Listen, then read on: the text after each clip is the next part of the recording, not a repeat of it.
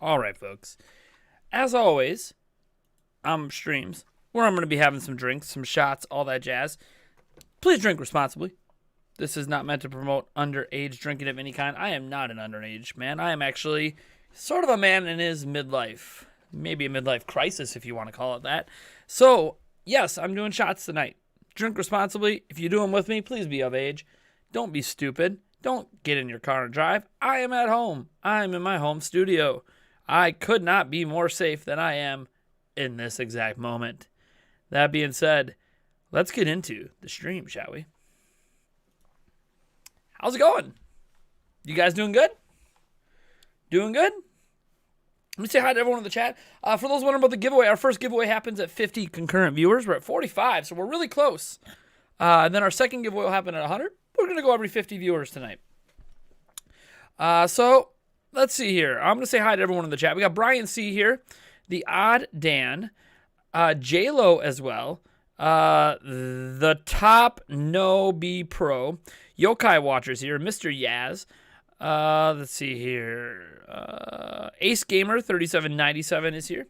Mr. Pumpkin is no longer in existence in this household. Sorry for people who liked Mr. Pumpkin in the past. He is moved on to greener pastures. We got Rosa Gomez here. R is here. Coca-Cola L3 is here. Brian Applegate is here. Let's see here. Vortex Frosty is here. Ryan Lista, how's it going, man? Creeper 999. Ooh, we have a $20 Australian super chat right off the bat. Coming in hot. The 8th Thark. Well, man, you know what, Thark? Just for you, man. Just for you.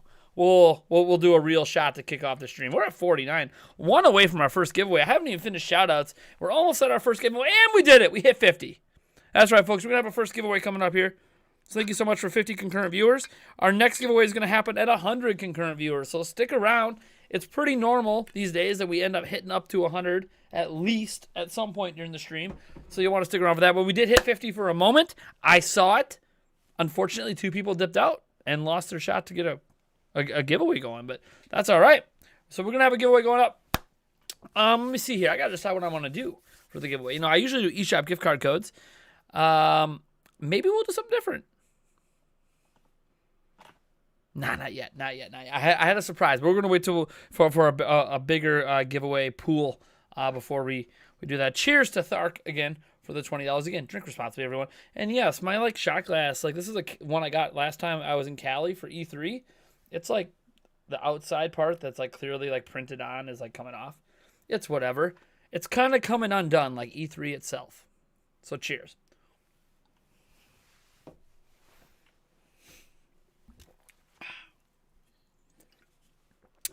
As I let that sit in my mouth. We have a $10 super chat coming off. Rest in peace, Mr. Pumpkin. May you live on in our memories. So, thank you, J-Lo.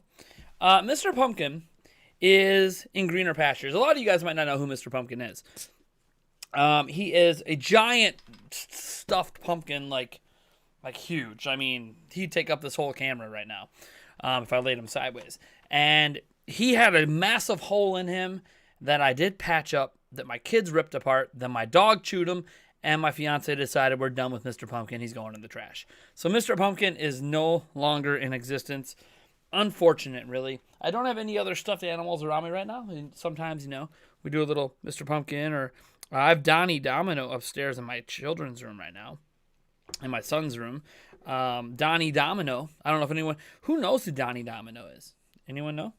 I don't even know if anybody knows the Donnie Domino reference.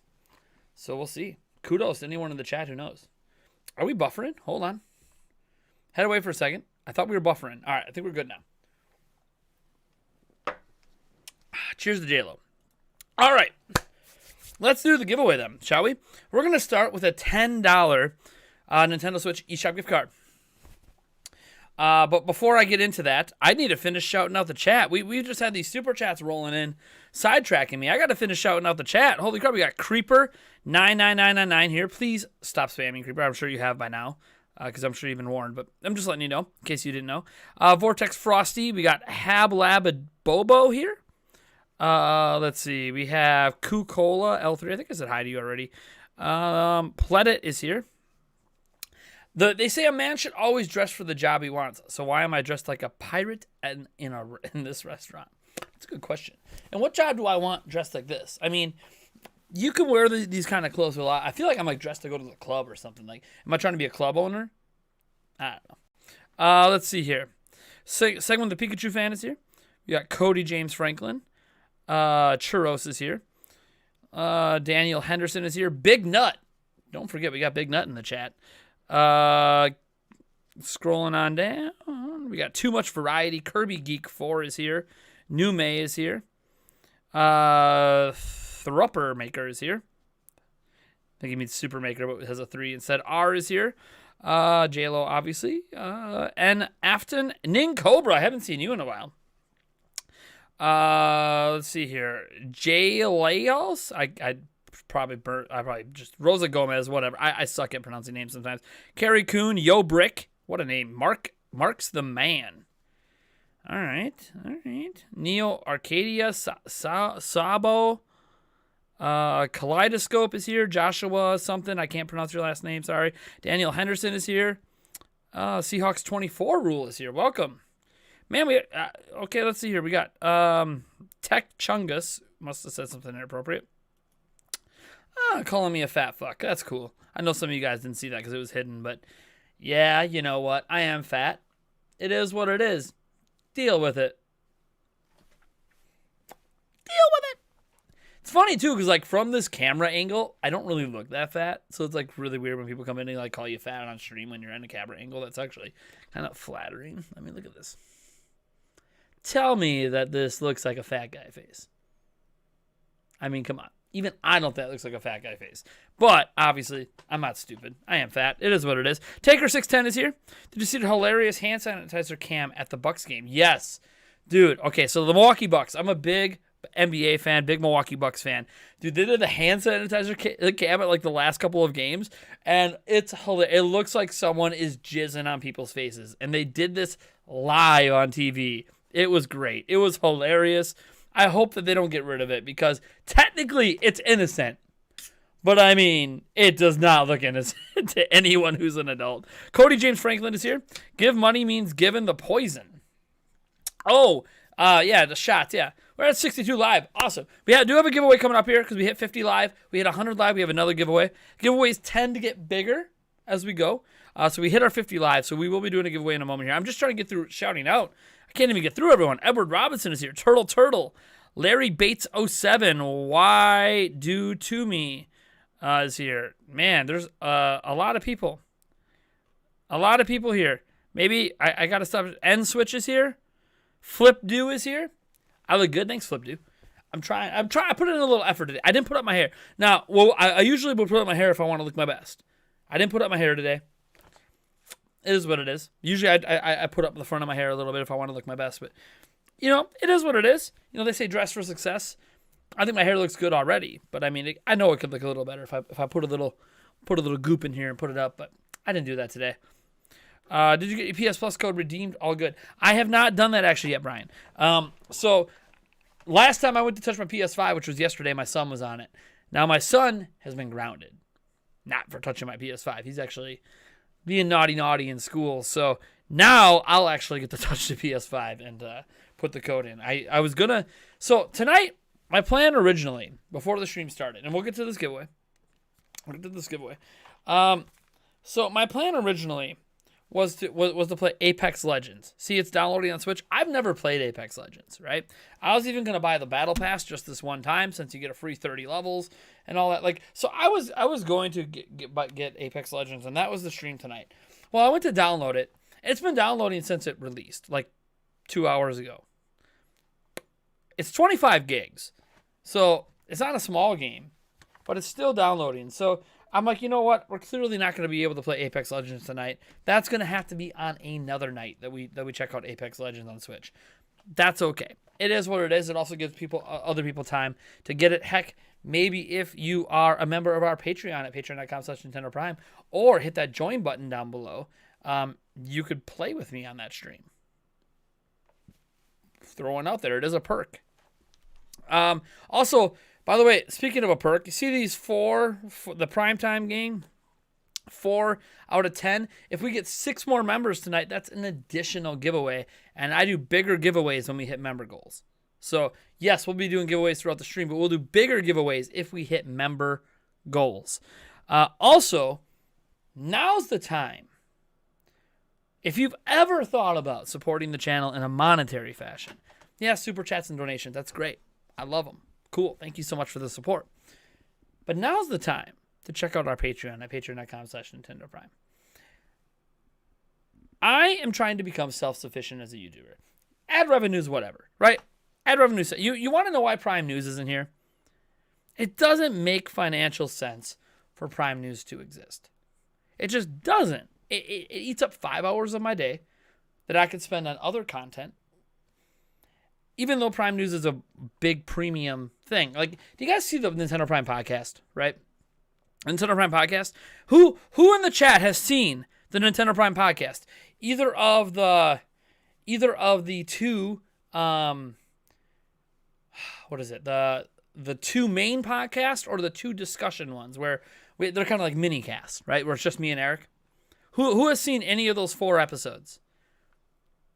Anyone in the chat seen them? I mean, we have a new episode dropping this week, by the way. All right, how many people? Okay, so the people that have seen it. It looks like we have quite a few people in the chat who have actually seen it.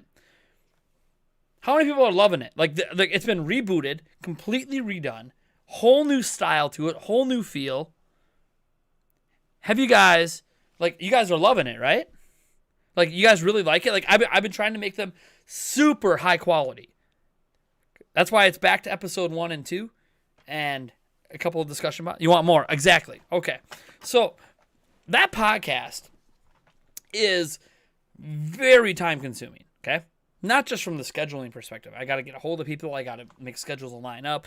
I have to obviously get topics and make sure the discussion is going to flow and make sure I get the right people for the right topics for the right cast, right? Like, I got the exact right people I wanted in that first podcast with Superman Dave, and the second one for the Zelda 35th anniversary made a ton of sense to really nab some people in. I wanted to get some people for the Pokemon discussion, but unfortunately it didn't work out, so we just did kind of a mini cast for that with just me and Eric, and decided, you know what, we'll wait to have a larger Pokemon discussion later this year with the correct types of people I wanted to guest on that. This upcoming podcast, we have a new podcast dropping this week.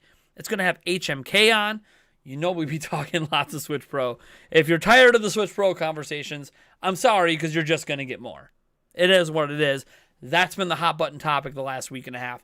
That's what we're going to be talking about on the podcast. There'll be some other things. We'll talk a little bit about Microsoft and Bethesda, because they're going to have some stuff announced tomorrow. Microsoft is announcing some things. Phil Spencer put out there that they're going to have some exclusives. It was always going to be a thing, but whatever. We'll talk about that. We'll talk about the backlash coming back again, because I guess maybe there were some Sony fans hoping that EU would block the sale of ZeniMax, which wasn't even close. So the podcast is really high quality. The reason I bring up the podcast is because it's not technically weekly. We didn't have one last week because the stars didn't align. Okay, the stars have to align right now for the podcast to happen. Over on Patreon, at patreon.com/Nintendo Prime, we have a stretch goal. It's a big one. It's a big stretch goal. We're at like $99 right now. We have a big stretch goal. It's a $500 stretch goal.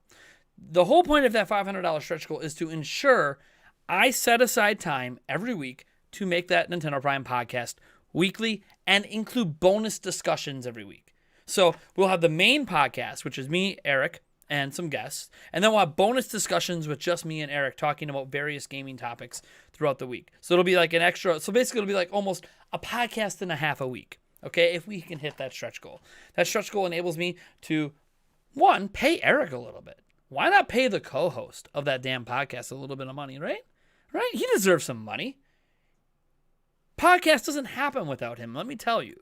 He deserves a little bit of money. So that $500 helps ensure that we can set aside the time, Eric included, because he has a job too. I have a job, he has a job. That we can set aside the time to make sure that podcast happens every single week. We have additional stretch goals. You want Prime News back? We have a stretch goal for, I think it's a $1,000 stretch goal on Patreon. I know it's a crazy amount of money. But if we can hit that, I don't give a shit anymore about YouTube revenue on Prime News. I'll make it fucking happen every single day, Monday through Friday. Beyond all that, we hit $1,500. Guess what? That's like a partial dream for me. I can start to do YouTube full time at that point at $1,500 on Patreon. At just $1,500, I can start to do YouTube full time. I can quit my other job.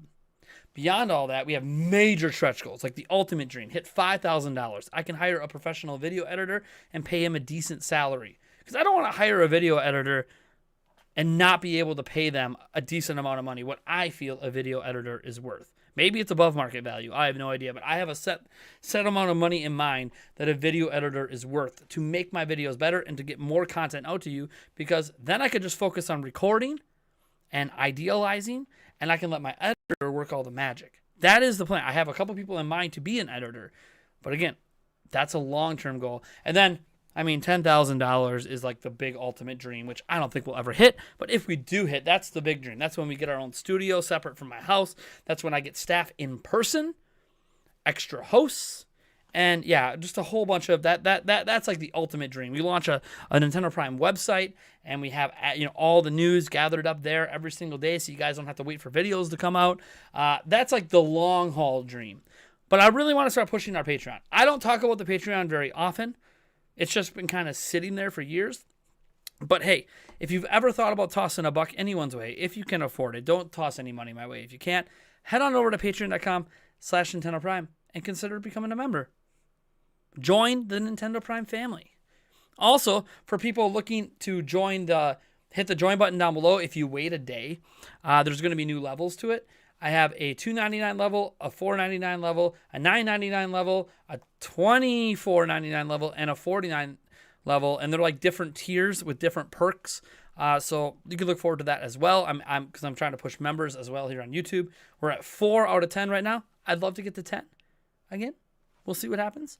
It'd be cool if we got there today. Right now, I think only the $4.99 one's available because YouTube's waiting to approve it. But it is what it is. I just wanted to talk about it briefly here because, my God, do I love this community. And I would love to do more for you guys. And right now, the entire channel runs on ad revenue. And ad revenue is always in flux. Some months, we end up doing decent. Other months, it's dog shit. I'd like to not have to worry about that and focus on bringing you high quality content instead of working on these quick news beats, slamming you with Switch Pro video after Switch Pro video after Switch fucking Pro video. Like, it's kind of lame. It's kind of lame. There's also perks, by the way, on Patreon as well. The next episode of the podcast has shout outs for anyone at the $10 level and up on Patreon. The $20 level, you can be on a podcast. We have 15 spots. 4 of them are taken. None of the 4 people who have taken them have gotten back to me, but it is what it is. We have that available as well for people interested. There's just some fun stuff. You want to play games with me? That's the way to do it. Anyways, Mason Conrad's here. The Nintendo YouTube community is definitely something special, at least if I remember it correctly. Mason Conrad, shout out to Mason Conrad in the channel. You guys like the thumbnails on my videos. That's the thumbnail master. He makes pretty much all of my thumbnails. So shout out to Mason Conrad. If you guys are other YouTubers out there, you love my thumbnails, he's got pretty decent rates. Bit pricey for my taste, but the quality is so good. Who gives a damn, right? Head on over and talk to Mason Conrad over on Twitter. Hit him up in the DMs, whatever you got to do. He's a great guy. Used to be a rather big Nintendo YouTuber, I'd say. But he dipped out, and now he's chasing his true passion. Also, if you guys want to check out something, Arcade Pickers.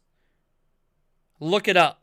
Episode 1's already out there. Episode 2 is about to drop. Go check out a show called Arcade Pickers. If you've ever been interested in arcade machines, dude, Arcade Pickers is an amazing show that hopefully you're going to find out about it on cable TV one day. But even if not, check it out on YouTube. It is an amazing show. Episode 1 is out. Episode 2 is about to drop and probably going to be even higher quality because Mason himself filmed it in person for the second episode. It's going to be huge, guys. It's going to be a huge show. You're going to want to get in on the ground floor of Arcade Pickers right now. That show has the moxie to be like the next Storage Wars, the next, Pawn Stars. It has the ability to be one of those next really big shows. And it's by a really small YouTube channel that's getting a shitload of views on just episode 1. So go check out episode 2. Big shout out to Mason Conrad, his work, and the team working on Arcade Pickers. I forget the name of the YouTube channel. Mason can bring it up in the chat if he wants. I literally forget the name, but I know if you type in Arcade Pickers, it does pop up at the top. All right. Let's get to that first giveaway. We're about to hit our second giveaway. First giveaway. We're giving away a $10 Nintendo Switch eShop gift card. To enter, in the chat, type. I'm going to type it out in the chat myself so you guys don't have to.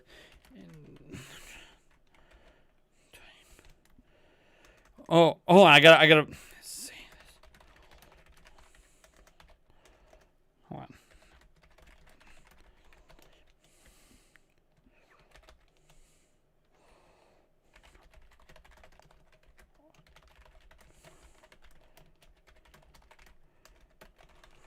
All right, in the chat, I said type WOO only one time to enter for a $10 Nintendo Switch eShop gift card. So WOO, all capital.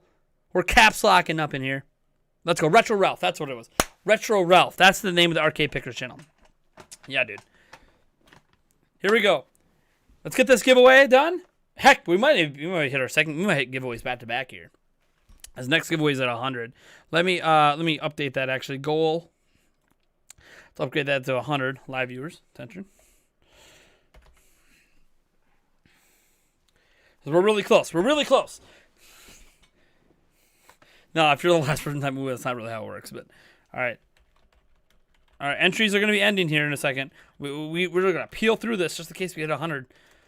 Because I got to get the winner announced. If you do win, contact me on Discord. I'll have one of our mods drop a Discord link. Or hit me up in Twitter DMs with a screenshot if you logged in with your name highlighted on the stream, because I will be adding the winner here. Entries are done. Entries stop right now. All right, here we go. Here we go. Yes, it has to be exactly as I typed it out. All right.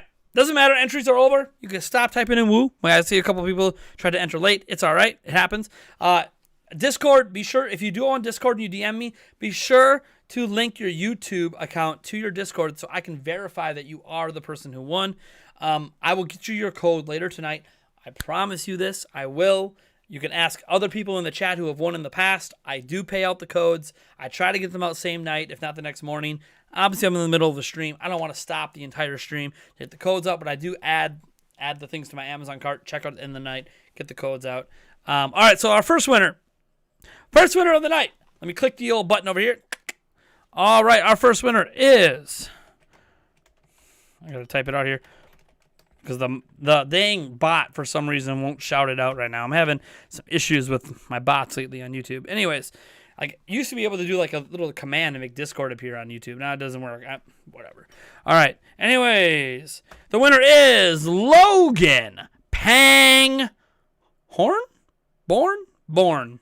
Logan Pangborn. Congrats, Logan. Get a hold of me on Discord and or Twitter DMs, and we will get that all organized. We're 3 viewers away from our next giveaway. Woo! Let's keep it going. All right. So, how you guys doing tonight? You guys having a good night? It's a Q&A. If you have any questions, ping me in the chat at Nintendo Prime. Ask away. It could be about my life, about video games, about your life if you want. I don't know how I can answer questions about your life. I don't know you. But whatever. Ask any question you want. At 100 live viewers, we have our next giveaway. But again, congrats, Logan. All right. So, and hey, why don't you guys go down and drop a like on this stream? 95 concurrent viewers, 95 likes. We can do it. We can do it. That message came up way first. Yeah, I'm on. I don't think I set up. Usually I set the stream to low latency, but I don't think I did that today. I think the stream settings are just on normal latency. That's just. I'm trying to make it so there's not as much buffering. I've been having some internet issues tonight, so hopefully there hasn't been much buffering tonight. So things are going off pretty smooth. That was one of my hopes, and just going with normal latency, give YouTube a chance to catch enough frames to keep it going. Hi, how's your day been? Says Avery Mixon. My day is going all right. It's just going all right. A little stressful, but you know what? Everyday life's a little stressful when you're a parent. For those that didn't know, I'm a parent. How can you afford all these giveaways? You're awesome for them. I basically, any money I make at YouTube goes to the giveaways. So the giveaways are basically paid for by the ad revenue I make on YouTube. Now you know. Let's see here. Apparently, Mariko chips are going to end production this year. What are your thoughts? Not surprised. So there was the AULA thing. I think what's happening is there's just going to be like a rebranding. They're going to keep making Tegra X1s. They're just going to rebrand it a little bit. And there's going to be like extra security measures, basically. So that AULA or AULA that was in the the firmware last year, that's basically going to be the new chip and switches moving forward at some point. And the chip is just a Tegra X1. It probably just has a slight variation to it for security reasons. So still a 16 nanometer chip, all that jazz. There's no major changes. It's just going to be like a security fix, a little hot fix. Nintendo likes to lock down the Switch as much as they can. So it'll be a little security hot fix, and they'll just, there's no other product in the world using a Mariko chip at the moment that's currently sold. So because NVIDIA kind of discontinued the Shield. I don't know if you guys know this. The Mariko Shield version has been discontinued. So not really a surprise that, the Shield TV. They were selling it in China. They discontinued the Mariko version of the Shield TV. So without that, and with Switch willing to move on to a better security version of the Tegra X1, not surprising. They're gonna stop that and just shift it over to the new security version. Let's see, what's my favorite Mario game? Mario Odyssey. Why has Switch Pro rumors become your making chocolate pudding at 4 a.m. story? I don't even know what that references to at all. But I can't help that there's just been Switch Pro news after Switch Pro news, or Switch Pro leaks and rumors and discussion, just back to back to back to back to back. I can't help it. I warned people that this was going to end up happening now that dev kits are out, but it is what it is.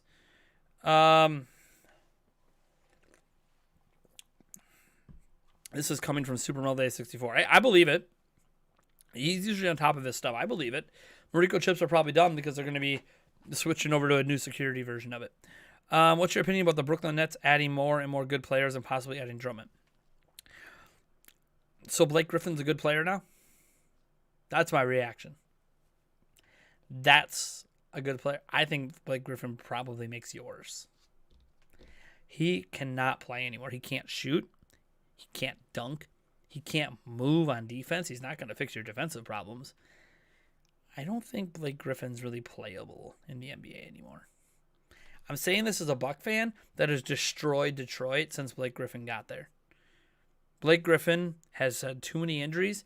He's got nothing left in the tank. He's barely rosterable in the NBA. So I think it's a name that doesn't mean much. So don't think Blake Griffin's really that big of a deal. Andre Drummond, on the other hand, would be a pretty big deal just because he's such a defensive anchor down low. He'll be an upgrade for you over DeAndre Jordan down low. But we'll see. He could run off to the Lakers still. Could go anywhere else if he's bought out. He hasn't been bought out yet. Someone might trade for him. Who knows? Now, I'm not as worried about Drummond against my Bucks because for the last few years, Brook Lopez has abused the hell out of Drummond.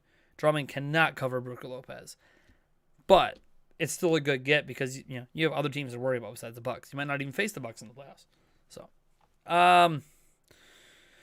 do you like Marvel movies? And if you do, which ones are your favorites? Says RZ. Do I like Marvel movies? Yes. I love Marvel movies. We're 3 concurrent viewers away from our next giveaway, too. I just noticed. And we still only got up to 61 likes. What's wrong with you people?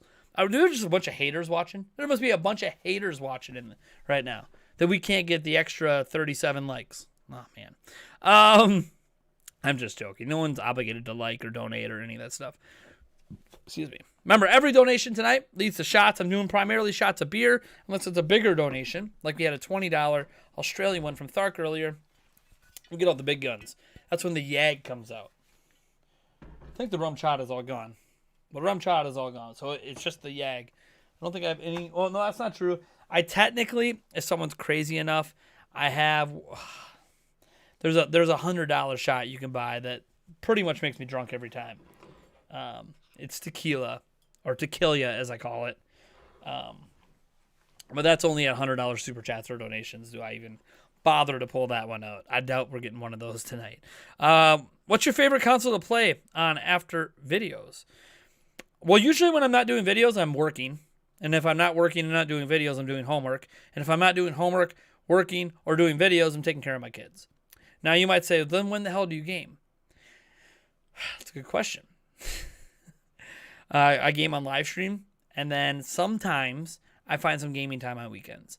That's just reality right now because of college. Now, normally, when I'm not doing college, when I'm on college break, spring break, or summer, all the time I spend on college work, which is like 40 hours a week I spend on gaming. So then I game a shitload. But at least a shitload for me as a parent of 3 kids who has a full-time job and does YouTube. But as someone who, has to worry about time management, gaming sort of on the back burner. I still get a few sessions. I'll get a quick Fortnite match in. I'll get a quick. I played a little bit of Sackboy yesterday on PlayStation 5. I played for 20 minutes. I'll get some sessions in here. Man, we hit 99 concurrent. We were one short of our next giveaway. One short of our next giveaway. We are at 99 concurrent. Couldn't quite get to 100. So yeah, it's one of those things. What are you gonna do? Oh wait, we hit 100? We actually did hit 100. Sorry, my bad. According to YouTube, we did hit 100. So because we hit 100, even though we're just shy of it, I guess that means it's time for the next giveaway, huh? According to YouTube, we never hit 101.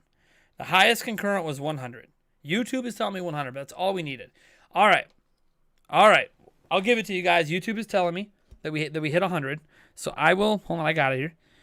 We're going to give away a $20 Nintendo Switch eShop gift card now.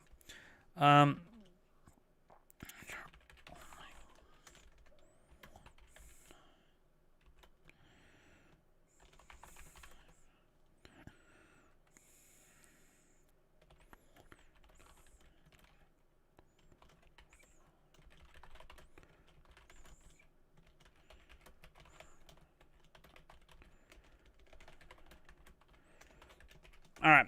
I put it on the thing. Enter 20 one time for a chance to win a $20 Nintendo Switch eShop gift card. If you do win, we're at 100 concurrent right now. Perfect. If you do win, again, contact on Discord or Twitter to claim your prize. If you do it on Discord, again, our mods will drop a Discord link. If you do it on Discord, be sure to link your YouTube account to Discord so I can verify that you are the person who won. YouTube doesn't allow DMs. There was a time. Anyone remember a time on YouTube when you used to get DMs? There was a time that YouTube had DMs. Pretty crazy, huh?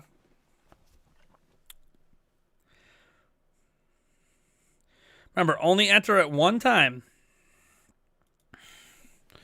All right. So our next giveaway will happen at 150 viewers. Yeah, man. There was a time, man, you could DM people on, but you can't anymore. It'd be perfect for these giveaways if I could still DM people. I like the Monster Hunter series. Yes, I do. There is still a discussion tab, yeah. All right, entries and here. All right, entries are done. All right. Which is fine. Looks like most people already entered, which is all good. We had someone spamming. Sorry, you get disqualified for that. All right, let me click away on this. Nice.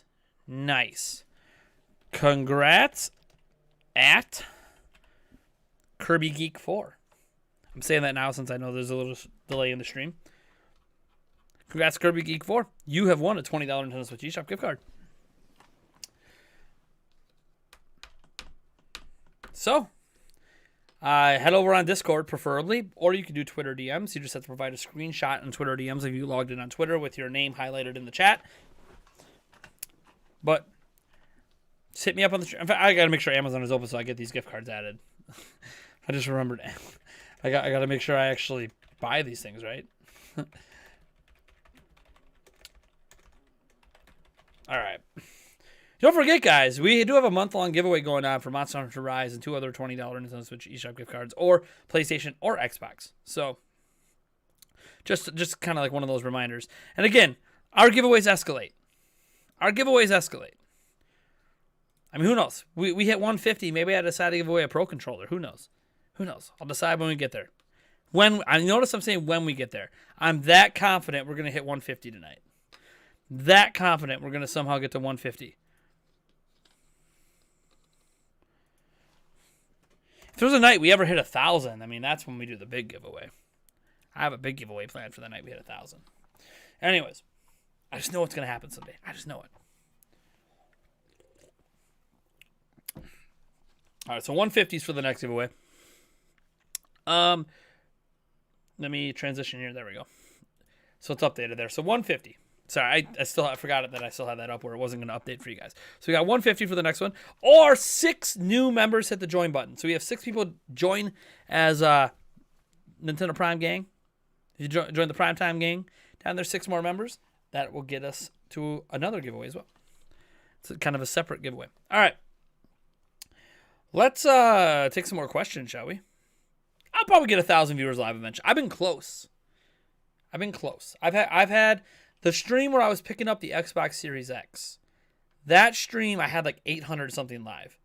Crazy that I kept thinking the Xbox Series X live stream of me waiting outside GameStop to pick that up. I'm wondering what would a live stream of me waiting to pre-order a Switch Pro in person would get. That was an Xbox. Imagine if it's a Nintendo system that I'm waiting for instead. To pre-order it or to pick it up.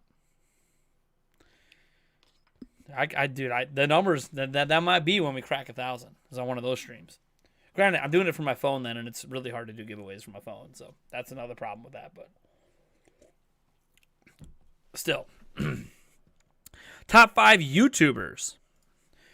I'm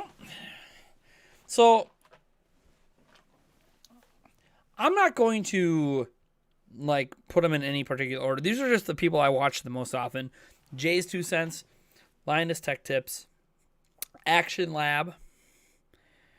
Let's see here. Beat 'em Ups. And let me just glance at my current feed here. Because I watch, a few. I'm just trying to make sure I grab someone that I watch often. I always watch Mr. Beast, so I'll throw Mr. Beast in there. Because I do always watch him. So I'll throw that in as number 5.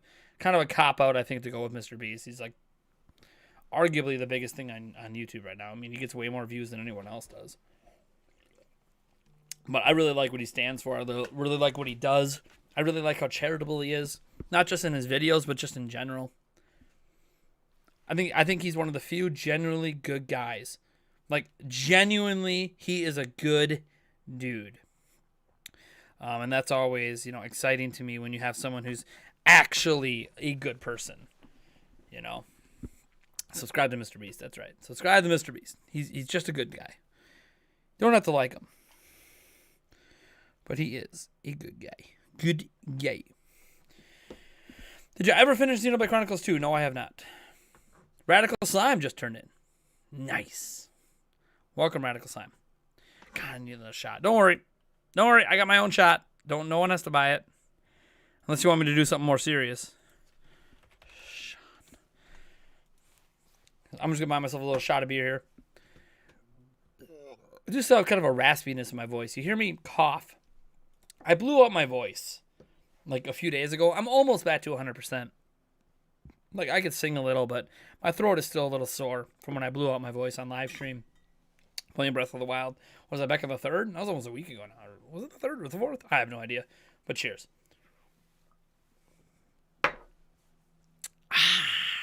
Shot! All right. If there was a big enough, if there was a big enough Super Leaf 64. By the way, if you have questions in the chat, ping my name. We have a lot of people in the chat, so it just makes it pop up more. I just noticed that alert thing. Where's that alert thing? It's in the middle of my face. Let's move that over here. We have a whole section to my left we can put that in. Super Leaf 64 said, if there was a big enough outcry for Advance Wars, could we see one in the next few years, or will it cannibalize the sales of Fire Emblem too much? Good question. That's a good question. I don't think it'll I don't think Advance Wars really plays like a Fire Emblem. It has the grid layout, so I get the comparison, but I mean, I don't think. I think Advance Wars stands on its own. It's a very different kind of game.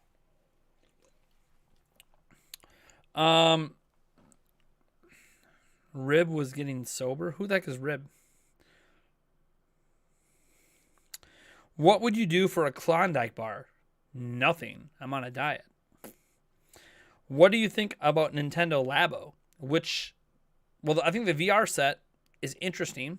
It's a nice proof of concept. The VR one reminds me of like the AR cards with 3DS. It's like this interesting proof of concept that nothing's ever really going to happen with.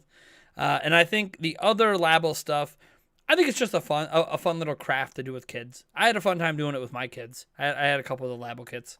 It was fun doing it with my kids, but I mean, here we are, and I don't use it anymore, so it's not like it's something that lasts. I mean, it's made out of cardboard, so I mean, it literally doesn't last. What video am I most proud of? Wow, Jamanda Bob. That is a very interesting question. What video am I most proud of? See, I've done thousands of videos. I mean, how many videos have I done? Hold on. Let me look at the overall thing here. All videos. Why won't it let me? Oh, there's the sort by. How many videos have I done? Does it even tell me anywhere? It used to tell me, and now maybe it tells me on my phone. I don't know. Either way, I know I've done a lot of videos. Thousands of videos. I'm just going through some of my old videos here. There's ones that I feel like I did a good job with the words, and there's ones that I feel like I did a great job with the editing. So I'm just looking at some of my older videos. I'm going through some stuff because, like, right now, I'm really proud of the podcast. Like, really proud of the podcast. Like, that last episode of the Nintendo Prime podcast I did, I'm so proud of that episode. So much work went into it physically with the set, and then, you know, just the editing and all the stuff that went behind it, all the stuff I'm learning. But is it my favorite thing I've done? The video I'm most proud of. That's so tough because I'm really proud of the podcast right now. But man, maybe I'm trying to think of something that maybe I'd be more proud of than that.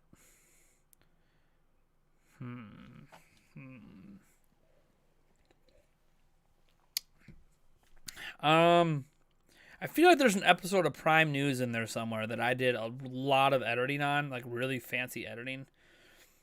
I think one video I'm really proud of for sure. You guys remember the one episode I did of, God, what's it called?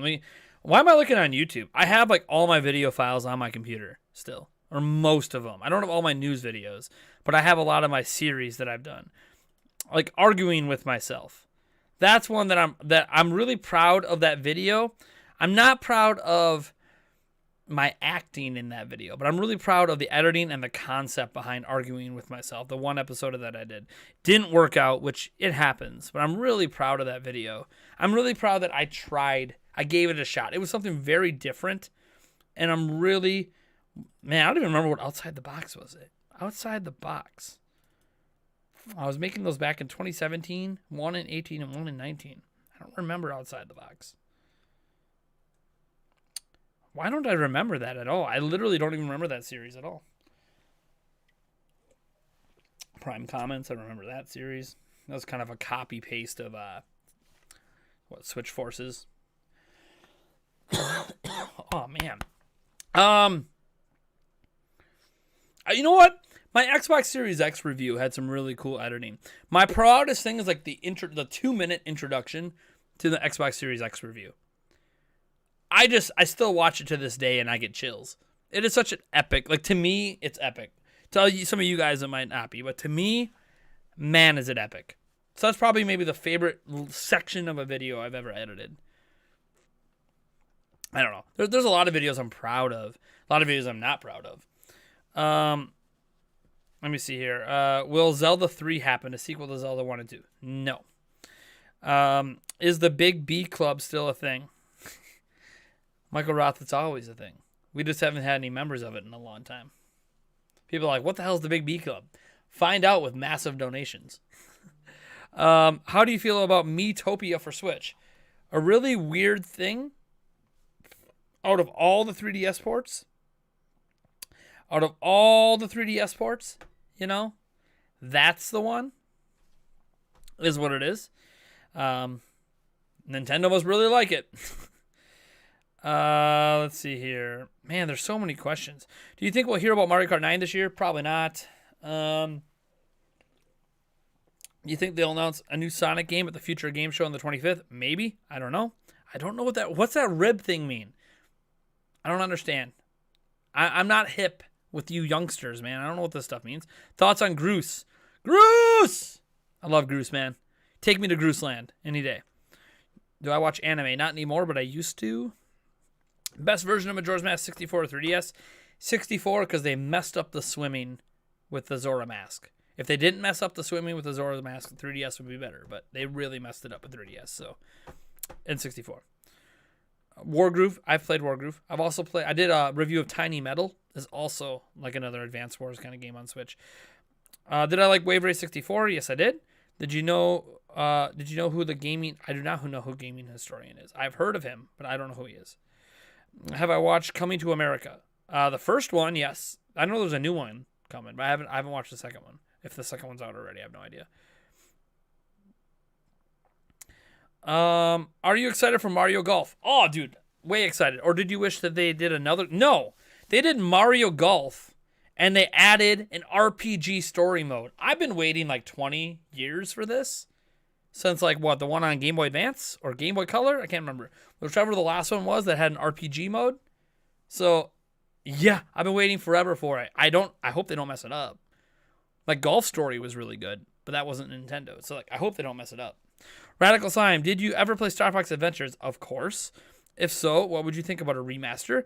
I think a remaster would be nice. I don't think they're going to do it.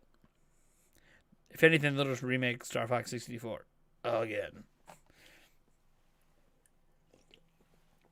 Has my fiance met Eric? Well, Eric has been my best friend since I was in daycare as a 5-year-old. Yulia is my fiance, and we've been together for 10 years, been living together for 10 years. I would hope somewhere in there my fiance has met Eric. I know that you might not know the history of everything Gimbo Gambler, but I would assume if Eric's in my house physically to record a podcast, that he would have met my fiance. It'd be kind of weird to have somebody in my house for a podcast that my fiance hasn't met. And that's also one reason why when I want guests in person in the future, if we ever hit that long-term stretch goal on Patreon, and I want a separate studio, because then I don't have to bring people to my house that I don't know where my kids live. Are you confident we'll hit 150 live viewers? I have no idea. Sure, why not? Let me see. Were you a Screw Attack? I watched Screw Attack back in the day. Nintendo Prime for Best Actor. I miss Satoru Iwata. Do you think Nintendo has changed since Iwata's passed? Of course. They're less personable. They were very personality forward under Iwata, Reggie. Now they're very hands off. I mean, technically, the guy who hosts Nintendo Directs, he's been hosting them for a little bit now. So technically, like, he's kind of sort of the face of the Directs now. It's just still a name that most people don't know or recognize. You know, kind of sad too, because he is kind of a big name at Nintendo. But maybe it's just because he doesn't have the funny memes, associated. or like the personality of like Iwata, you know, when he was at what Games Developers Conference, you know, introducing himself, when he's like, you know, that they talk about, you know, I was a game developer, you know, on my thing, you know, it says I was a game developer, I'm a CEO, you know, but I was a gamer first and all that. Like, it was a really cool moment, and that really cemented Iwata as a personality and a leader in this industry. And I don't know if Furukawa's cemented himself as a leader yet, but he hasn't been at the job very long, and we had a pandemic, so. Damn it. All right. Favorite game on every Nintendo console. I'm not going to do that. That would take me too long. It's a portmanteau. I don't even know what that word is, Gimbal Gambler. You are beyond my vocabulary at the moment of prime rib meat. Okay. Have I ever played Lens of the Past? I played every Zelda game that ever exists. That's like licensed by Nintendo. I'm not going to say I haven't played every fan game. There's tons of fan games. Nate, will you buy those Zelda Joy-Cons? I'm trying to. I have a buddy who has an extra set that I can get, but they're in a different country. So I'm trying to get my hands on it myself. I missed all the pre-orders. I'm hoping that like a second pre-order wave happens and then I'm able to get it then. How good is Labo? Is it worth it? I would say it's probably not worth it in general. I don't regret the purchases, but that's because I had children. If I didn't have children, it's not really worth it. What's your thought on Apex Legends on Switch? I haven't been able to play it. It's still downloading. That I was gonna play it tonight it was supposed to be tonight's live stream, and it's still downloading. It was supposed to be tonight's live stream, but it's still downloading. So clearly, it's not going to be tonight's live stream. We're already doing tonight's live stream. The Rock or Captain Lou? I don't know who Captain Lou is, so The Rock. Curb Star added me, but didn't say anything. It's a combination of prime rib meat.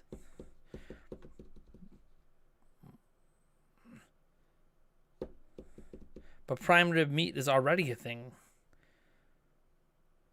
I'm confused. How is it a combination of prime rib meat when prime rib meat is a thing already? You're just saying rib. Okay, so you're talking about ribs. We just call them rib. Like I don't get it. It's a combination of prime rib meat. But prime rib meat is prime rib meat. What are we combining here? It just sounds like it's just an abbreviation for ribs. We just call them ribs. Prime ribs. Well, I'm confused. Have I played Hades? Yes. I don't understand why young people keep doing these weird things like rib is already a word.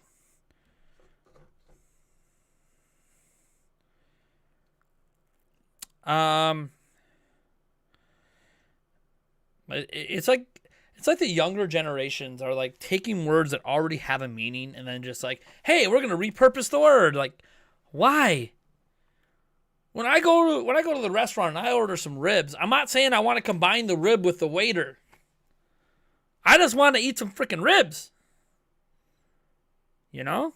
Like, why are we like repurposing words? Like, dumb. Make up a new word to do that crap. You know, be original. Make up a word. Can the younger generation make up a word instead of reclaiming words that are already commonly used all the time? You know? Or make up an abbreviation or something. Like, back in my day, we made up ASL. People probably don't even use ASL anymore.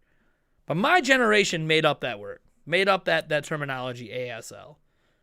Reclaim that, since it's not probably used anymore. Let's see here. You still get hurt, but you won't feel the death. What?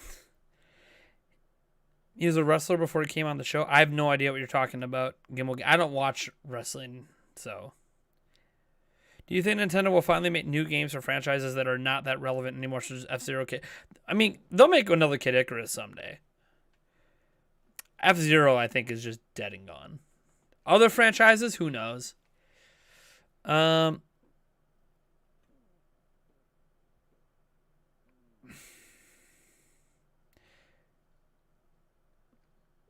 I never accused the younger generation of not creating any original words.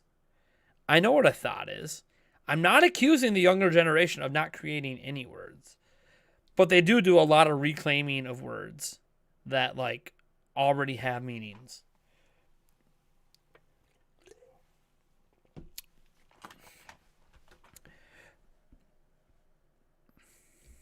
But yeah, ASL. Flip do remembers ASL. Does any of the younger kids even know what I'm talking about when I say ASL? Or does it just make me an old man to bring that up? The old school AIM chat days. ASL. Like the first question you ask a stranger. Before you say anything else. You don't even say hi. ASL.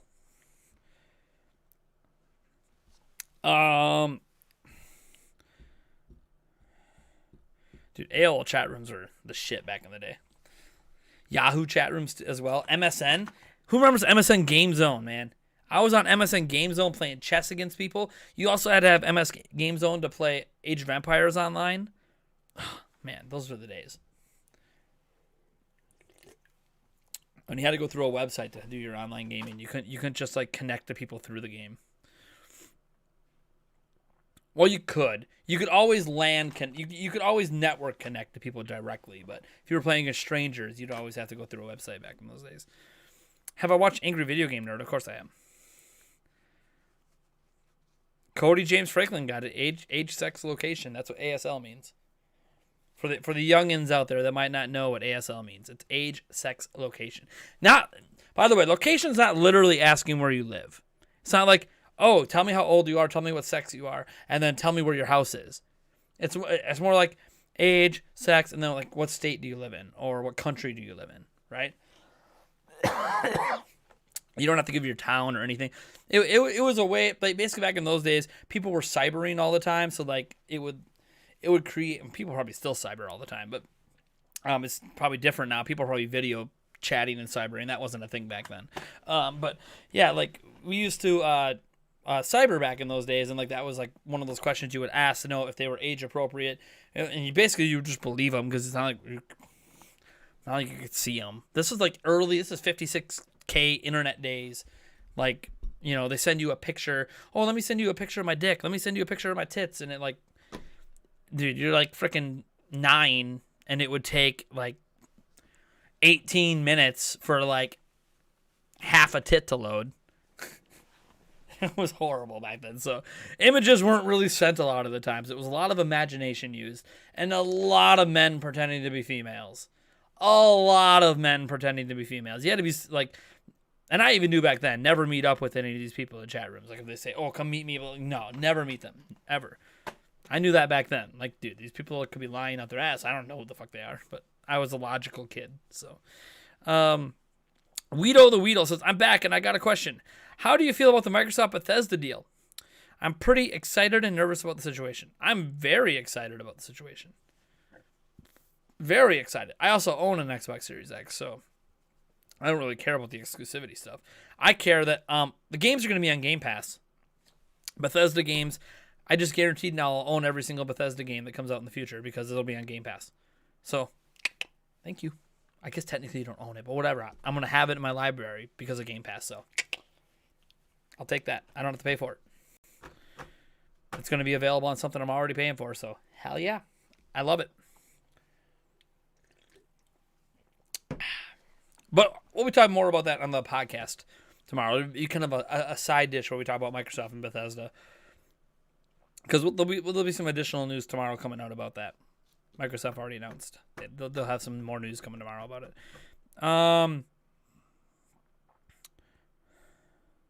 You heard the dial-up sound the other day? Dude, the dial-up sound is classic. Classic. I wonder how many young kids even know what the dial-up sound sounds like. As a follow-up, if Nintendo will revive dead franchises, what about those that were originally exclusively Japanese, like Famicom Mysteries, which are finally coming to the U.S.? I think those Famicom Mystery games are going to bomb, and you're not going to see them do it anymore.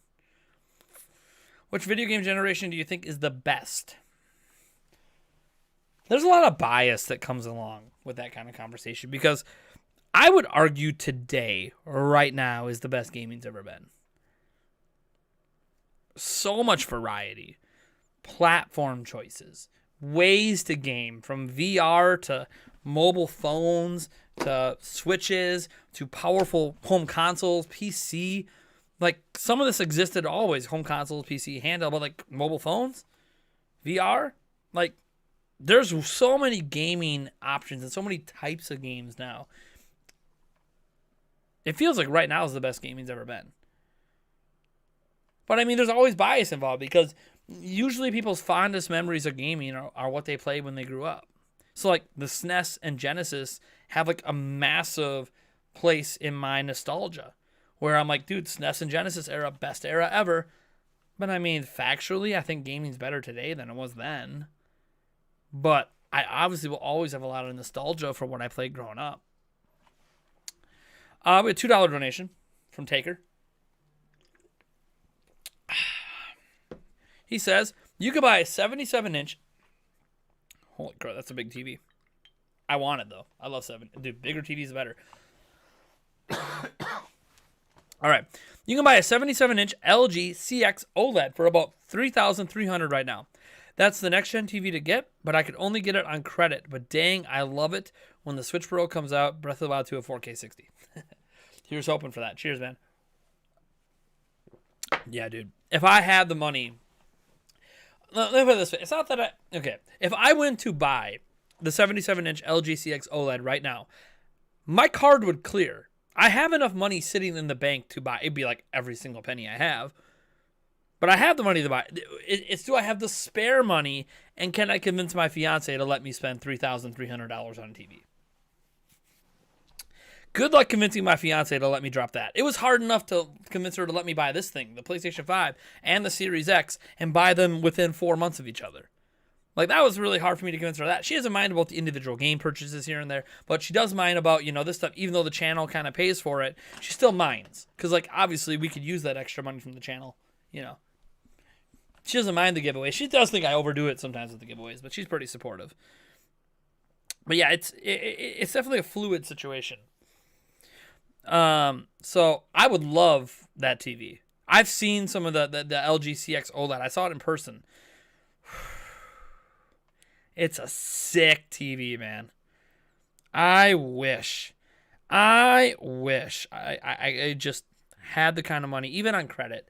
I don't have good enough credit to pull that one up. I wish, man. God, that TV's sick. I really want it. I want it.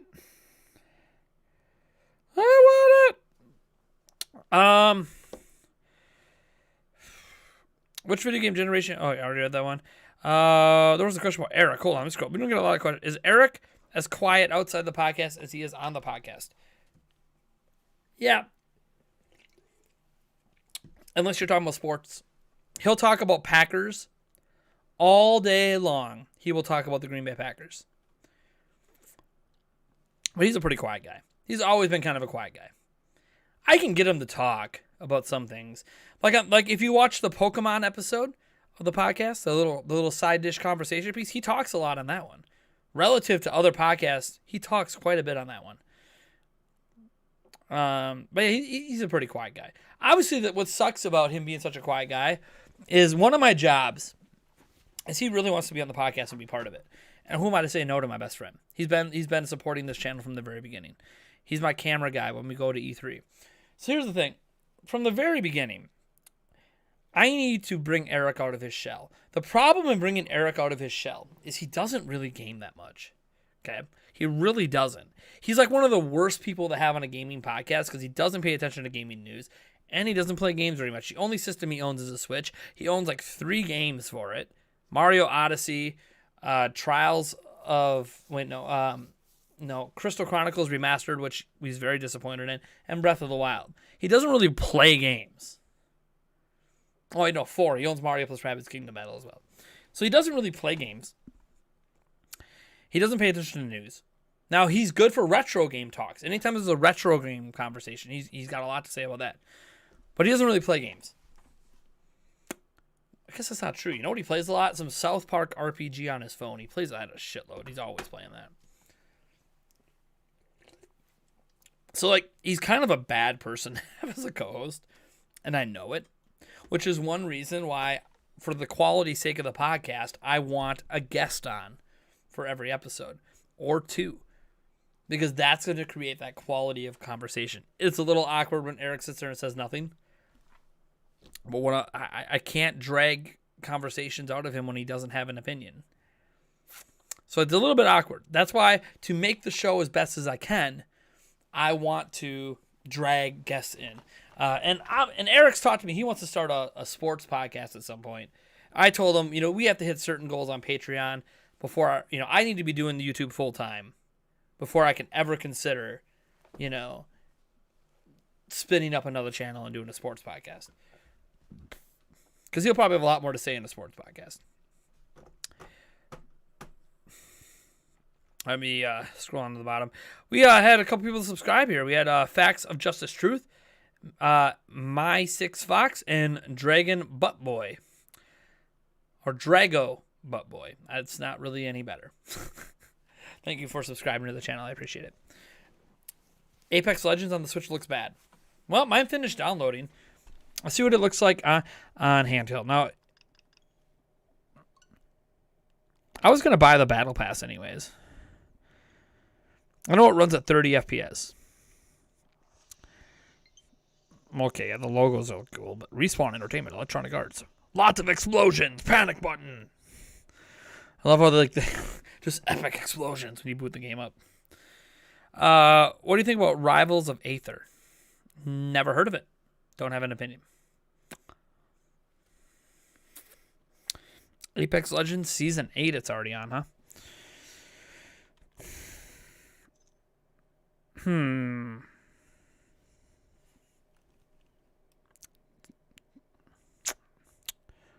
Why is it taking me to the eShop? Is it going to try to sell me the battle? Oh, you have to agree. Of course, you got to sign your life away to EA for you to play the game. EA wants to gather information about you. Of course they do. Welcome to the game. I accept the user agreement and sign my life away so EA can gather all the information they want about me. Sure, we can use that email. I don't use that email for anything else. I already have an EA account. Do I? Of course I do. All right, this is gonna take. I'm gonna do this later. It's gonna take me a bit because I forgot that you have to sign into your EA account. So it's the same on like 2K. You gotta sign into your 2K account, and Ubisoft games gotta sign into Ubisoft account. So it's nothing new there. Because since I gotta sign into my EA account, I gotta see which one of my. I have like 3 different EA accounts. I gotta see which one's the one I use on all my systems. Because eventually, cross progression is gonna be a thing where I can play Apex Legends. I can buy the Battle Pass and play it on here, and then take my progression over to the PS5. So basically, I could play Apex Legends on the go, then also play it on PS5 or play it on Xbox.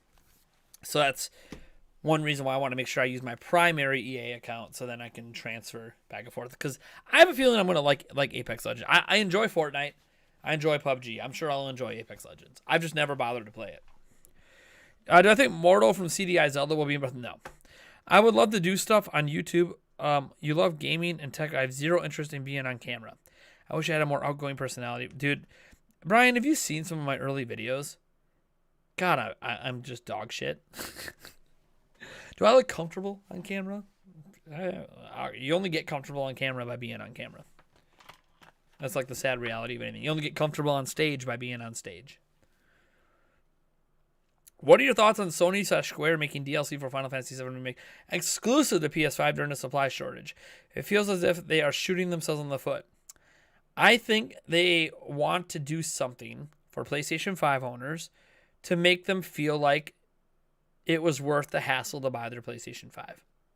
And it's just DLC. Now, if they made Part 2 only on PS5 this year, that might be a problem. But just DLC, Sony's trying to give PlayStation 5 owners a feel-good moment.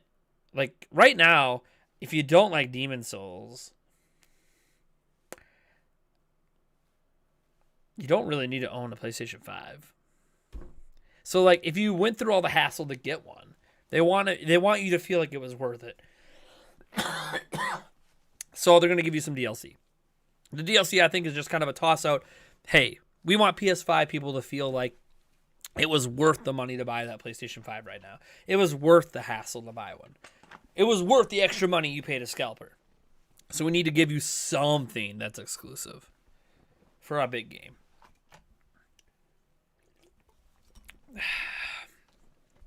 Zelda games, some Zelda games are rated T for Team. I think there's 2 of them, right? No, Breath of the Wild's E10 plus. Twilight Princess is T. Maybe Twilight Princess is the only one that's T, right? I think the other ones are like E or E10 plus.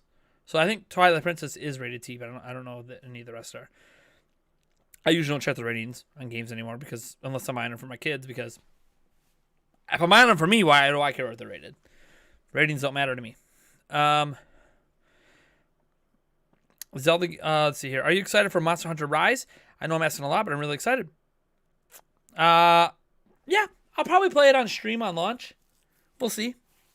We'll see where the money's sitting at, but I'll probably play it on stream at launch. I'll probably pick up a physical copy. Why not?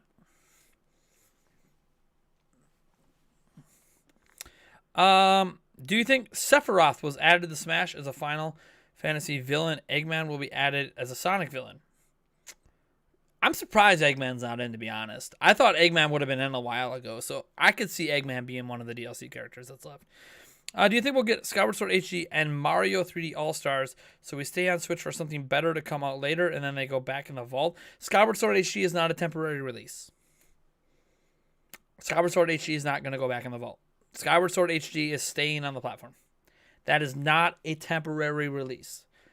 Will Mario 3D All-Stars come back again someday? Maybe. But right now, Mario 3D All-Stars is the only physical product that is that's temporary on Switch. Skyward Sword HD is not a temporary release. It'll still be available a year from now and a year from that. What do you think was the biggest mistake you've made on YouTube throughout your career? Says Mr. Happy Paper. The biggest mistake. The biggest mistake. It's probably like a compound mistake. I brought my personal life into the channel a lot back in 2019. And that wasn't like a one-time thing. It was like throughout the whole year. From when I lost my job, my real life job on like January 1st or January 2nd of that year, all the way through all the stuff that happened, heart attacks and a whole bunch of crap I've gone over in the past. Like I brought a lot of my, like I'll mention my kids here and there. I'll mention my fiance here and there, but I don't really go much, or that I'm in college, right? But like, I don't really go into drama or personal, like during 2019, I went into a lot of things I should never have done. And man, did it kill my channel. In fact, heck, let's look. Why even like guess? It's been a long time. Let me look here. 2019 was not a good year. I really regret doing that because it really, my personal life, the drama of my personal life should have nothing to do with you guys. You guys want to celebrate the good times with me? Great. You guys want to pick me up sometimes during a rough patch? That's fine. But it was like every day. Every day some new drama. I was e-bagging. I was in a bad place mentally. But let me look at until, let's go 12, 31. I'm curious how many, I'm trying to see how many subscribers I gained, and I might have lost subscribers. Holy shit. So, you want to know how bad 2019 was? I only gained 2.6 thousand subscribers. So I gained 2,600 subscribers for the entire year. I only had 2 million views. Let me give you an idea of what that's like. Let me give you an idea. So if I go back to 2018, okay? Just go back to the prior year, because obviously smaller channel then. Go back to 2018. 2018, I had 3.4 million views and I gained 12,000 subscribers. You want to talk about going into my personal life killing the channel? Yikes. Yikes. And then you go to 2020.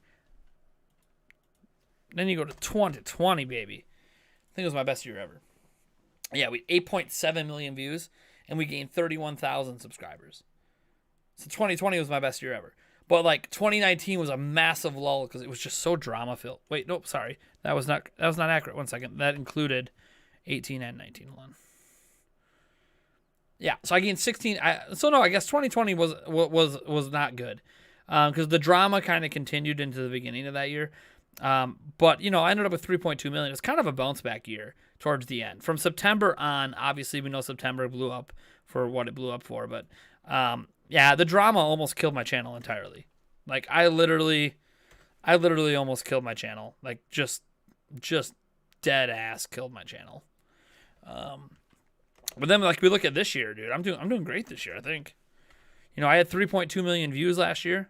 Let's see here.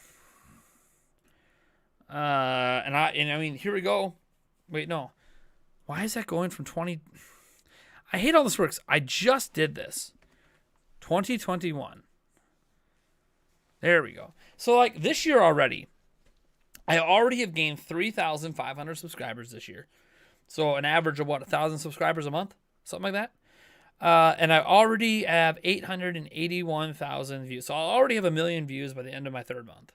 So on a 3-month average, 1 million views every 3 months. What does that add up to? 3, 6, 9, 12. That's 4 million views I'm on pace for this year.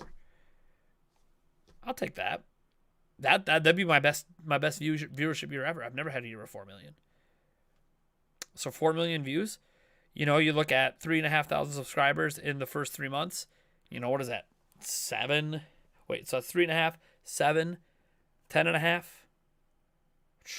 God, my math. 14. It's 14,000. That'd be my best year of subscriber growth as well. So like, I'm having the best year ever so far as a channel. But yeah, going into my personal life and all the drama that I had back in 2019 was yikes. Just yikes. So yeah, so far this year, 2021 is the best year I've ever had at the channel. You think since Minecraft Steve was added to Smash as a Microsoft rep that Master Chief from Halo will finish the fighter? Possible? I don't know. Minecraft is on. You gotta remember, Minecraft is literally on Switch. I know the games don't have to be on Switch, but like Minecraft is on Switch. It made so much sense to add Minecraft. Minecraft is one of the best-selling games on Switch. It might be the best-selling third-party game on Switch.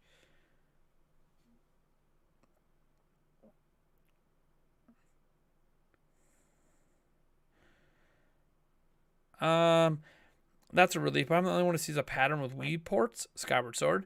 Delay on Breath of the Wild 2. Who said Breath of the Wild 2 is delayed? Nobody said Breath of the Wild 2 is delayed. There's not a release date. How can there be a delay when we don't even have a release date in the first place? And there was never one promised. You've been doing great with your channel lately. Thanks, Azrael Dreamer. I try. I do the best I can. Hey, we have over 100 likes on the stream. Thanks, guys.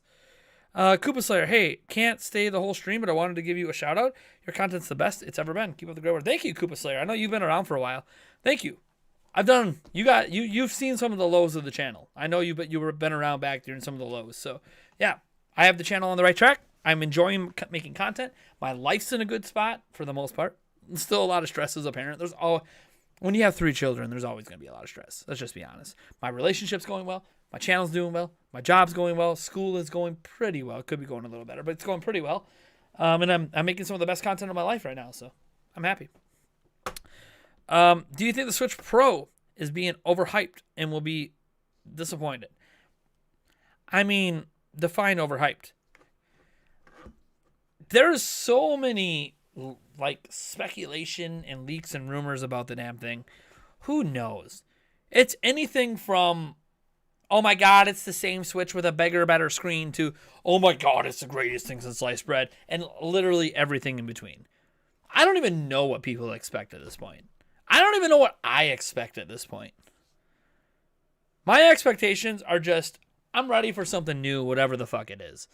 I don't really know. Like, I hope it's powerful, but am I going to be disappointed if it's not? I don't fucking know. I like Switch already. I already like the system the way it is, so like I'm cool. Like I don't need a new Switch. Well, I'd like one, but I want them to give me a reason to buy it, I guess. Can they give me a reason that's good enough for to buy it. And to be fair, an OLED panel would be a good enough reason for me to buy a new Switch. Children are great, but they have their moments. I would say children are children, and they have their good moments.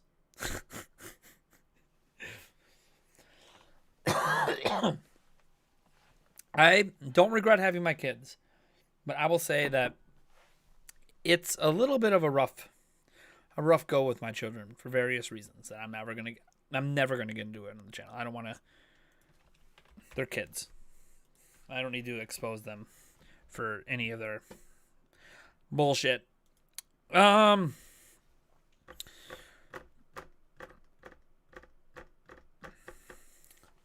time. Shotty. Cheers to myself. I have no problem with BioLift. In fact, I like that they beefed up with a whole darn arsenal. That's good. Let's see here.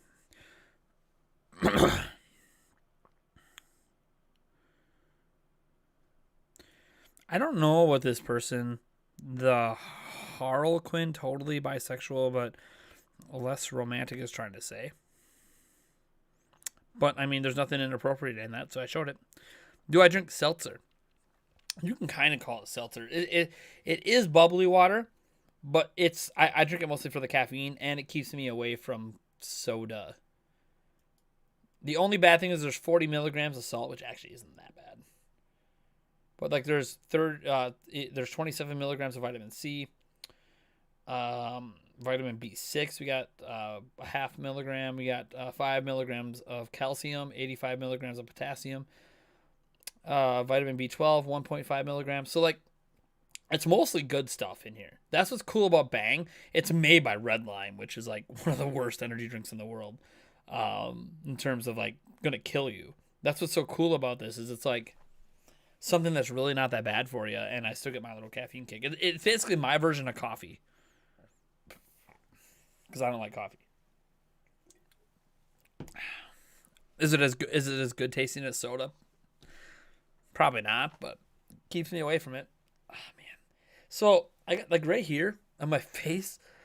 Oh man, I got hit in the face by one of my kids yesterday, and you guys can't see it. Thankfully, there's no like physical outward sign of it, but I'm pretty sure like my eye socket bone is bruised because it really hurts. Like I thought maybe it might be a muscle, but like the more I go like this, I could tell like it's definitely the bone itself that's bruised, and that's why you can't see it on the outside. Probably for the best, so I don't look like I got punched in the face in my videos. I should have read what you typed up beforehand to get it. I can't read everything, man. There is so much going on.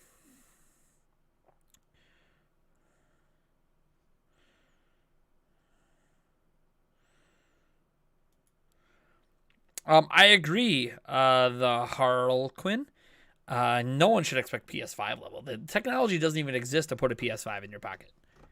So that's not, no one should expect that. When you play Fortnite or other powerful games, Fortnite's now a powerful game? I didn't know Fortnite was considered a powerful game. So you mean when I play Fortnite on Switch, does it overheat? No. I haven't had any heat problems with my Switch, so. Worst game I ever played, E.T.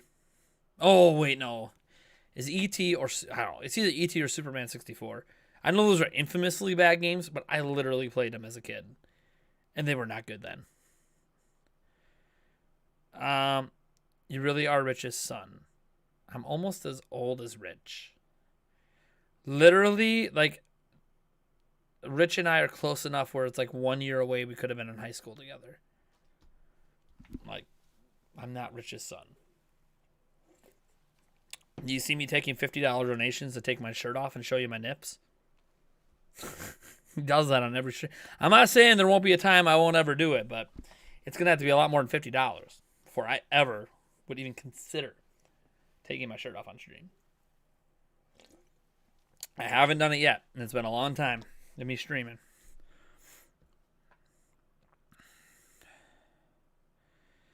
Seeing the demand for Switch's it in Switch's life, do you think Nintendo will bring back Virtual Console? No. Virtual Console's dead. I'm not bald. Oh, you're saying Rich looks older because of how he is. Yeah.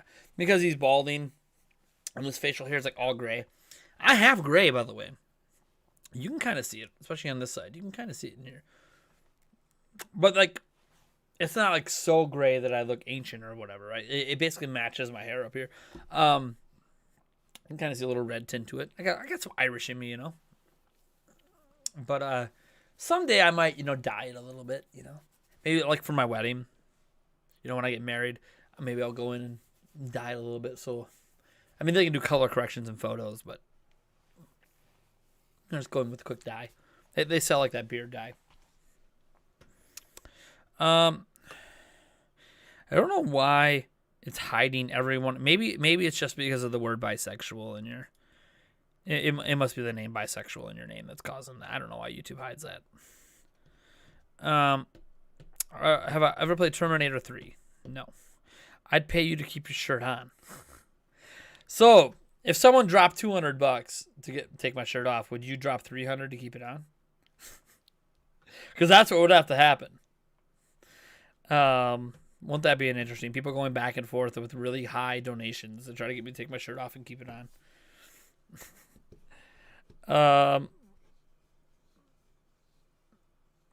Why do I need so many subscribers to do live streams? You don't need a lot of subscribers. You can do live streams of 0 subscribers.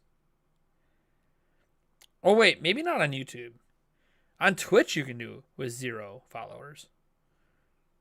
Maybe not on YouTube. YouTube might have a minimum requirement of subscribers. I don't remember.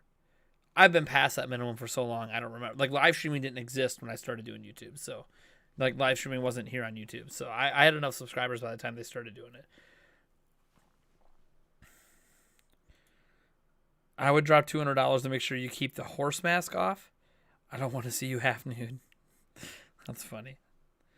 So what you guys are saying is if I decide, hey guys, I'm gonna take my shirt off unless someone's gonna donate, well, that would be insane. Yeah, guys, I'm gonna take my shirt off quick and show my nips unless someone donates a couple $100. That's so dumb. You're only 30 and you're going gray. It happens. People get gray. Some people get gray like literally in high school. It happens. Gray doesn't mean your hair is going to stop growing or anything. It's got nothing to do with, health of the hair. As for to go to E3, dude, I don't like E3. Hold on. E3, you need at least, I think it's at least 100,000 subscribers to go as media. You can always go to E3 now. You can get a game pass, a game thing. Like whenever E3's, if they ever do it in person again, you can get like a game pass to go. I got, here, I'll show you. I got it back here.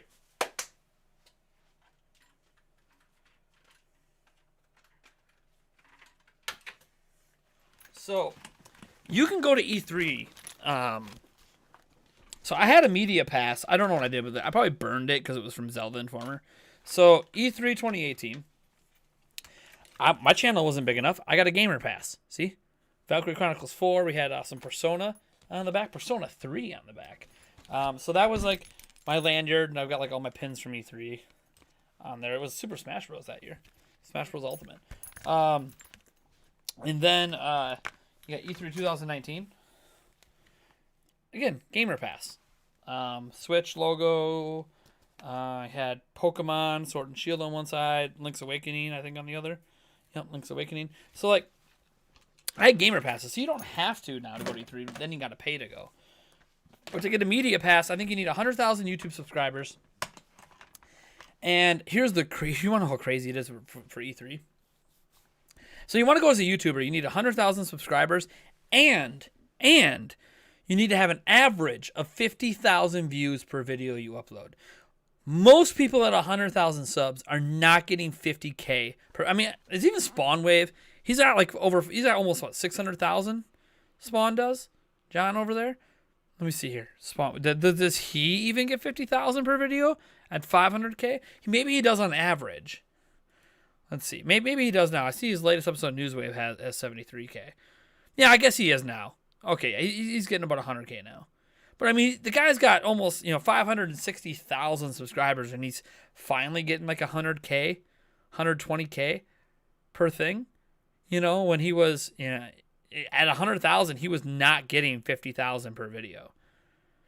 So like, you have to have 50,000 views on average per video plus at least 100,000 subscribers. Here's what's stupid. The requirements as a news website. This is why I got to go in 2016 as a press person for Zelda Informer. Granted, Zelda Informer was actually getting a hell of a lot more traffic than I get on my YouTube channel back then. But, so technically, I could argue that, the Zelda Informer website deserved the press passes back then compared to my YouTube channel today. But, the requirements for that, holy shit. You only have to have like 20,000 views on your website for the entire month. 20,000 views for the entire fucking month. If you guys ever wonder why I've had a Nintendo Prime website in the past, it's because, just tweeting it out, I'll get 20,000 views a month. Tweeting out news from there, I'll get 20,000 views a month. It's piss easy. But, it takes work to maintain the website and get the news out every day. So, and I know how to do it because I did it for 20 years. But it's still like, that's time I could spend on YouTube. So, it'll be cool if I ever hit a size on YouTube where I'm big enough that I can get a media pass for E3, assuming E3 still exists, or a media pass for anything, PAX, any other in-person event when they stir those up again in a year or two. Hopefully next year.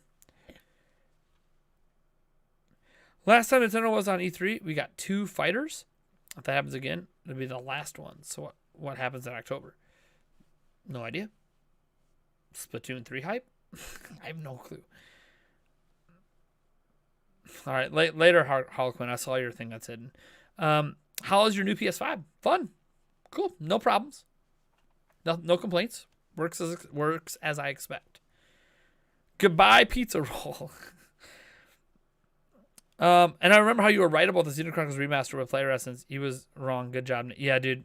Who remembers that debate with Player Essence? Remember, like, after that is the last time Player Essence and I ever debated anything. We debated whether Xenoblade Chronicles Definitive Edition was a remaster or a remake. I said it was a remaster. He said it was a remake.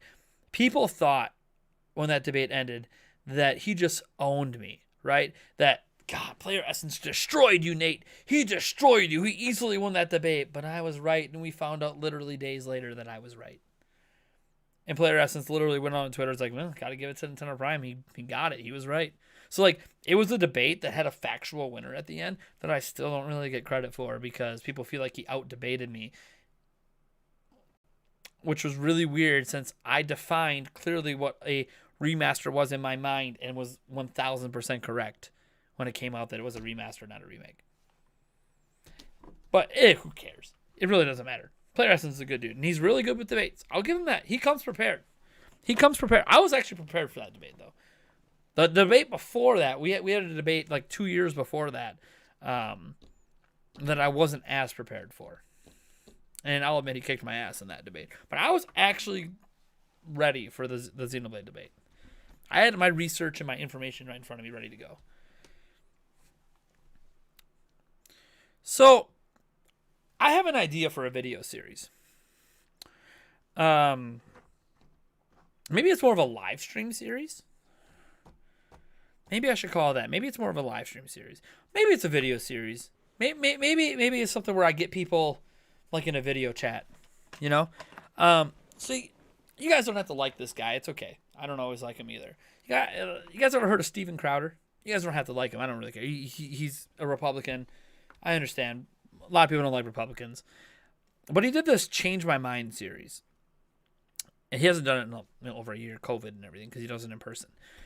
I was wondering, like, is there a way I could take a controversial stance in the gaming industry? And go with a Change My Mind series. Like, do a Change My Mind version of that in the gaming. Like, that's obviously a lot less controversial because we're just talking about video games. Because his Change My Mind series takes a stance with controversial topics and then has people come and debate with him, a friendly debate, to try to change his mind. Like, he'll say, there's only 2 genders, there's only whatever, and like he'll come debate me. So, like, I think it's kind of a cool idea to do like a Change My Mind series about controversial gaming opinions. Even if it's not an opinion I agree with. You know, like I can already think of one topic right now. Change my mind. Nintendo isn't for kids.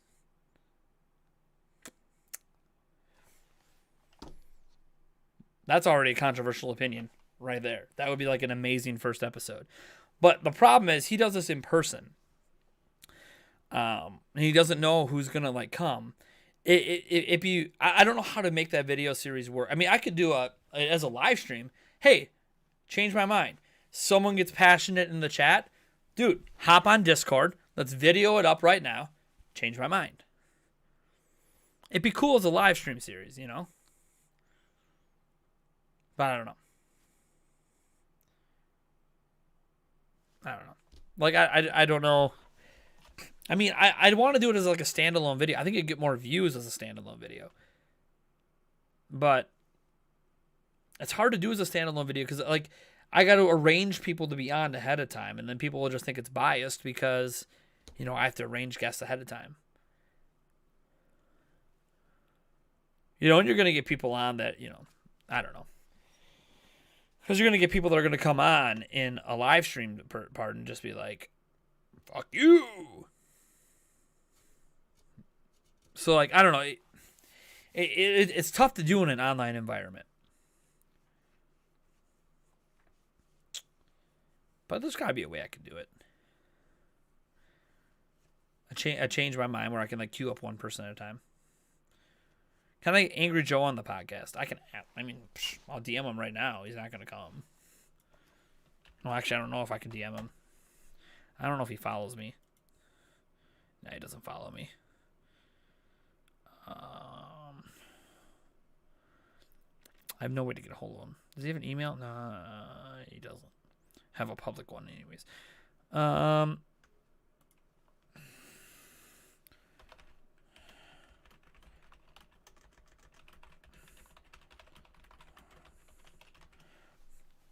just do a little quick tweet at him. He's probably not going to respond. He doesn't really respond to tweets. He's Angry Joe gets a shitload of them. But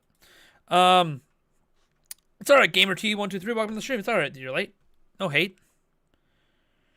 My channel is very big. I only have 61 subs. That is sad. That's not sad.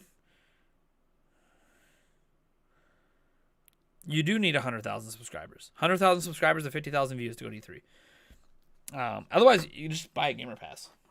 That's what I did for 2 years, 2018 and 2019. I bought a Gamer Pass. I want a Media Pass because then I can bring in this camera. I can bring in camera gear. I can bring a laptop in. What's cool about bringing a laptop there is Eric could be standing online, getting ready to record something, and I could be back in because they have a press room. I could be back in the press room, and I can, you know, be editing stuff and getting it up online for you guys while I'm at E3. Also meet other people in the press in that press room, which I can't do currently, you know, because my channel's not big enough, but it's whatever. It's a great place to network. I'll say that.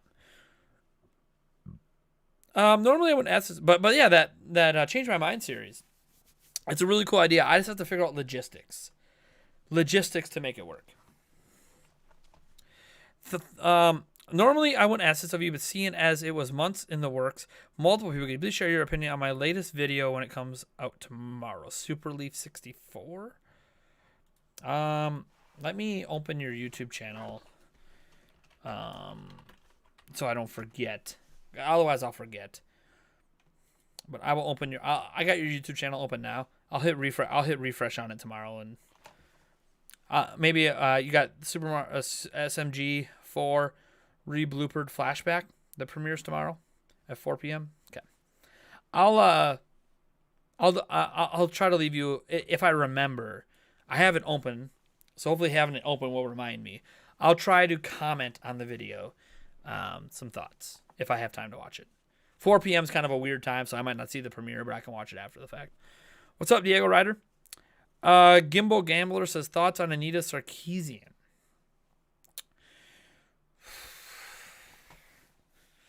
I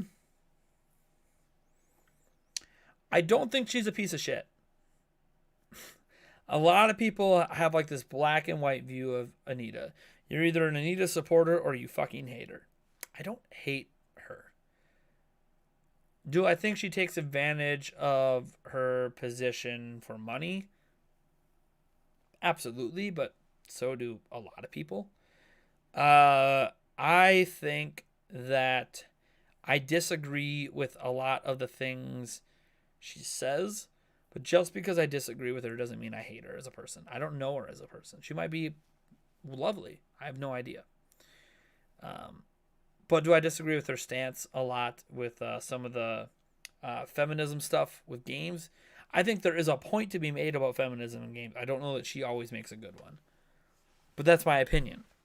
I don't think she's a bad person, though. I don't know her. So I can't think... I can't factually call her a bad person when I don't know her. But I don't really... Do I enjoy the content she makes when she does make it? No. Do I think she says some things that don't make sense to me sometimes? Yes. But I don't know her. So... hey, I won your last giveaway. Oh, sorry. No, you did it right. My Discord, okay, I have to reboot my computer, so I can't access Discord right now. Other winners who messed me tonight. I can't access Discord at the moment. I have to reboot my computer, and I haven't rebooted my computer. When I load up Discord, it has to do with a I don't really want to get into it. I haven't rebooted my editing computer here in like a couple days, so I'll reboot it tonight so I can message you guys. Literally when I'm done with this stream, I'll reboot it. So then Discord will work, and then I can get you the codes and all that. That reminds me, I got to add your code. You won a $20 one. I remember you. Right? Pretty sure you won a $20 one. Like 99% sure you won a $20 one. So let me get that added to my cart. Correct me if I'm wrong. Pretty sure that, Kenny, that you were a $20 winner. And it's like, oh, even if I wasn't, I'm going to say I was. I'm pretty sure you were. Isn't E3 going to be online this year? Yeah. They're not going to make you pay for it. They're not going to make you pay for it, no. Have you... you're welcome, Super Leaf, if I remember. Have I ever watched Reboot? Maybe. Sounds familiar. Kirby Geek. Yeah, I know you messaged me earlier. I get the notifications on my phone. It's just I can't hand out codes on my phone. Well, I guess I could technically, but it's more of a hassle.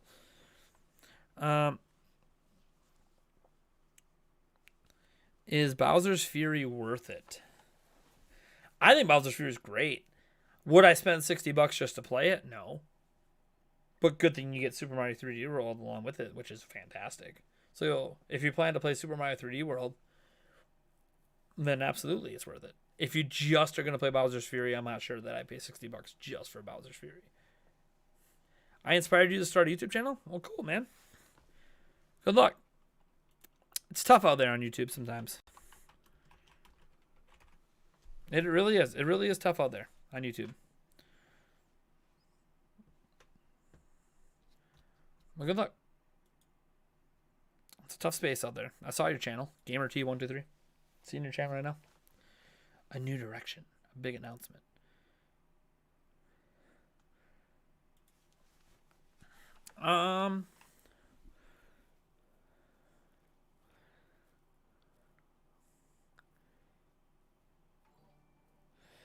Have you played any Dragon Quest games? Surprisingly, no. I've never played Dragon Quest. I was going to dive into it with Dragon Quest 11, but I just never got around to it. And now I feel like I didn't miss the boat. You can always play it. But I feel like there's just other games coming out that I'm really interested in that, since I've never played Dragon Quest, I don't really have a lot of interest to go back and play it. How do you feel about Animal Crossing New Horizons? Have I played it? Yes, I've played it. JNC Gaming, I played a lot of it. All right. Relative to most Animal Crossing players, I've barely played. But for me, I've put 50 hours in it. That's a lot for me to put into a game as a parent of 3. So, yes, I played it. I enjoy it. It's the first Animal Crossing I've really enjoyed since the very first one. I wasn't a big fan of all the other Animal Crossings, but maybe it's the terraforming, maybe it's the crafting. Something about this Animal Crossing does it for me. I just don't have the time to sink into a life simulator like that anymore. But I had fun while I was doing it. I played it with my fiance. That was great. Have I had ramen before?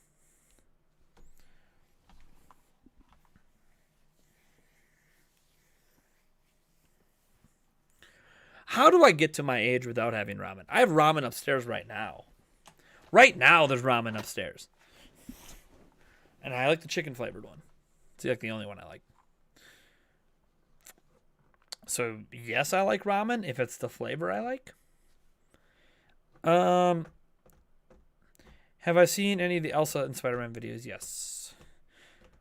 I want to start in the channel, but I only have one monitor and my computer. It's kind of slow, so I can't connect. You're all gato. Well, you don't have to capture gameplay to be a YouTuber. Unless you plan to do Let's Plays. That's kind of a bugaboo.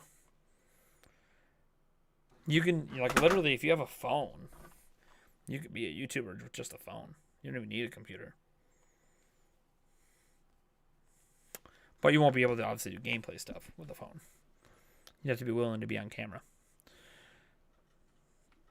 Your sister's addicted. She has 200 hours. My fiance's got like 120 hours, which is a lot for her. She doesn't really play traditional games, so that's a lot for her.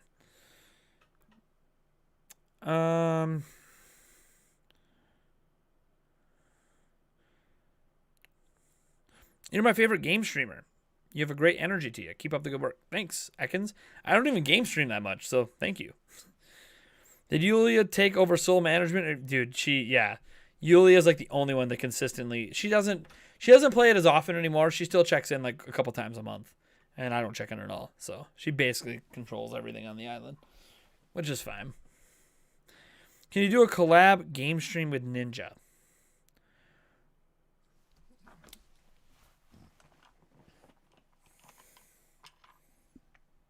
Yeah, hey man, is this Ninja? Yeah, you have no fucking clue who I am, do you? Nope. Not a troll, I promise. I promise I'm not a troll. You want to stream with me, man? Nah, dude, I suck. Nah, it doesn't matter which game you mention, I suck. I'm a noob. Yep, no, it doesn't matter. Any game you mention. You know what? No. Madden. I'm pretty decent at Madden. Yeah, you think Madden's a piece of shit? Yeah, I don't blame you. So does everyone else. Alright, yeah, but I don't fucking know Ninja. How the fuck am I going to collab? He's so huge. Ninja is so huge. No way, and fuck. I'm going to be able to collab with Ninja. Come on now. Let's be realistic. I can't even get a dang super chat up in here. My last 2 super chats for myself. God damn. I need some more shots in here. Let's get those super chats rolling in. I need some shots. Nice reenactment. Hey, any chance of the Prime Trilogy on Switch this holiday? I'd say there's a 20% chance. I think it exists. 69. We're at 70 now, though. You're enjoying this, Shay Cormac? Enjoying enough to super chat so I can do a shot? I want to finish this beer. We got like half a beer to go. Can I have Spawn as a guest? I'm not going to say no to that. I don't know that Ninja just has a couple million subs. Okay, on YouTube alone, and just to put this in perspective, on YouTube alone, which by the way, Tyler Blevins is not no small time content creator, but on YouTube alone, where he uploads clips of his streams on Twitch, because he's back on Twitch, he has 24.2 million subs on YouTube alone. And YouTube, he just puts up clips. Let's just say Ninja's fucking massive. Fucking massive. That's on YouTube alone. Yes, technically his following is smaller on Twitch, but his collective following is massive. I mean, God, what's he got on Twitter? I don't even know. I haven't checked him on Twitter in a long time. I mean, he's got 6.6 followers just on fucking Twitter. Hey, dude, he's huge. If I'm not huge, if I was another huge creator, like, I don't even think Spawnwave could do anything with him. I don't think Ninja would even respond to Spawnwave. Can I collab with PewDiePie? Sure. Let me just get Felix on the phone quick. We might as well just say, hey, Mr. Beast. Mr. Beast, you want to come on my you're watching my stream right now, right? You want to come on, be on my podcast, right? Guys, be realistic, man. Ninja isn't that big. In what world is Ninja not big? In what world? Please tell me in what world Ninja's not big. Can someone explain to me how a guy with 6 million followers on Twitch, 24 million subscribers on YouTube, he's got 16.8 million followers on Twitch. Okay. His last stream has 513,000 views. His stream before that has 1 million views. Before that, 356,000. 290. These are live streams, by the way. He has, how many subscribers does he have on Twitch? Paid subscribers.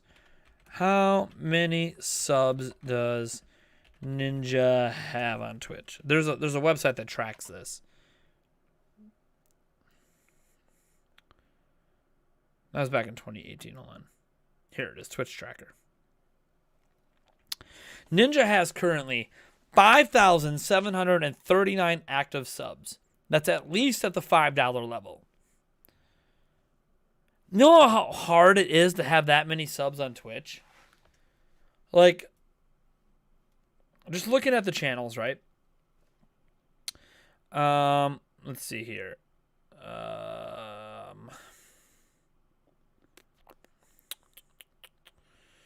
Not peak viewers. What are we looking for? Total views, hours watched. Average viewers. Let's see here. Where is he?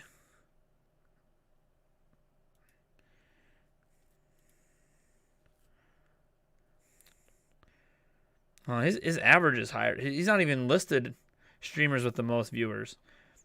Like, there's people that are ranked ahead of him that have like 30,000 views a stream, and he's getting way more than that. So, yeah, dude, he's massive.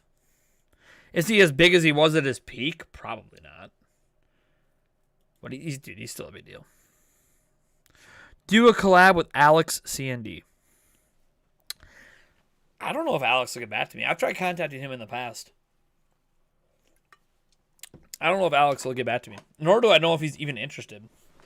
He's kind of in a different state of mind. Who would you want to play you if there was a Nintendo Prime movie? Nobody. I play myself. I'm still alive, aren't I? Why would anybody else play me? 24.2 million for clips. And when he was streaming on YouTube, he had like record numbers. When he was in flux between Mixer and Twitch and he was streaming on YouTube, he was doing record stream numbers on YouTube. That's why I'm surprised he didn't stay on YouTube, because he was doing so much better numbers than he ever did on Mixer and ever did on Twitch. YouTube, he had way more viewers. But Twitch came along with that cha-ching to get Ninja back. So, can I collab with Trump? No, Trump's been like banned on everything. Even if Trump would say yes, okay, and I was willing to have him on for an intellectual gaming discussion, which I don't know what he would have to say about video games. But let's assume that Trump was a gamer and played Switch and could talk about games. He is banned on like every social media platform. If I have him on my channel might get banned. Also, we'll get a shitload of views for that one fucking episode he's on. But I'd get my channel would probably get shut down by YouTube. So I'll pass. Which actors would you want to play you, Eric, and Yulia if there was we just play ourselves? I mean, if I couldn't play myself, like I'd want Yulia to be played by J-Lo, even though J-Lo's older than us. Eric, I have no idea. I just know that I always compare Yulia and J-Lo in real life, so I can't think of anyone from me and Eric.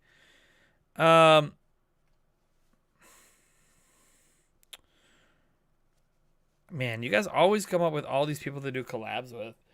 Why every stream do people like collab with this, have these people on your podcast? Dude, like, why does every stream like always devolve into people telling me like, oh, you should do stuff with this person, Like, people have lives, man.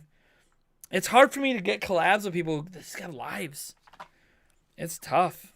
People don't always have time to just. My dream car is a Dodge Charger.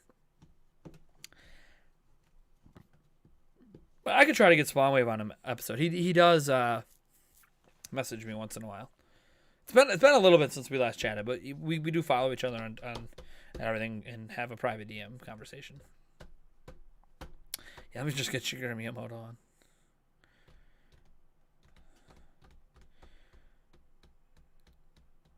Worst Nintendo-made game I played? I mean, Mario Tennis Ultra Smash is up there. Amiibo Festival's up there. I'm trying to think of some older examples. I wasn't really as critical of games back then. So probably Amiibo Festival or Ultra Smash. Gotta charge that Dodge. Can you get lax, Chris, or blocked content on? Who the hell's... I know who blocked content is because he does a lot of Smash bullshit, like leak speak or whatever he calls it. A lot of bullshit Smash. Anything posted on 4chan, I'll make a video of. Does anybody know blocked content for anything other than posting a bunch of bullshit Smash leaks off 4chan? I mean, people probably only know me right now as the guy who puts up bullshit Switch Pro rumors, so I don't know if I'm any better. But does anybody actually know blocked content for anything other than posting any minute mention of a Smash character on like Reddit or 4chan? Club and Sakurai ask him what all the DLC characters are. Let me get right on that. Did you guys see that Sakurai got the blue checkmark on Twitter today, but he never even asked for it? So he doesn't even know how it happened, because you're supposed to ask for the blue checkmark, and then they're supposed to verify you. He didn't even ask to be verified. Kind of funny. Because basically he said, I don't give a shit about the blue checkmark, but thanks.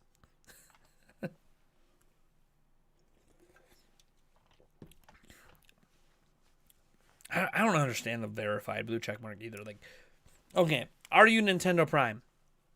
Fuck yes, I am. Oh, but we don't give a shit unless you're so big. You have to have so many followers before we give a shit that you are who you are. It's so fucking weird. Do a collab with Nintendo Prime. On this episode of the Nintendo Prime podcast, Nathaniel Roval Jans will be talking to Nintendo Prime. Mr. Prime, how's it going? Hey, how you doing? I really like my Switch. Oh, you do? That's cool. Well, fuck you. I like PlayStation 5. PlayStation 5? You motherfucker. I play Xbox Series X. Well, fuck you. Fuck you. Hold on. What's in the bay? Woo!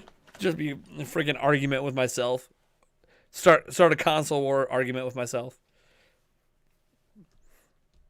I'm like, well, I like PC. PC? Psh. You're not even a fucking gamer. Hold on. Let me get back to my Candy Crush.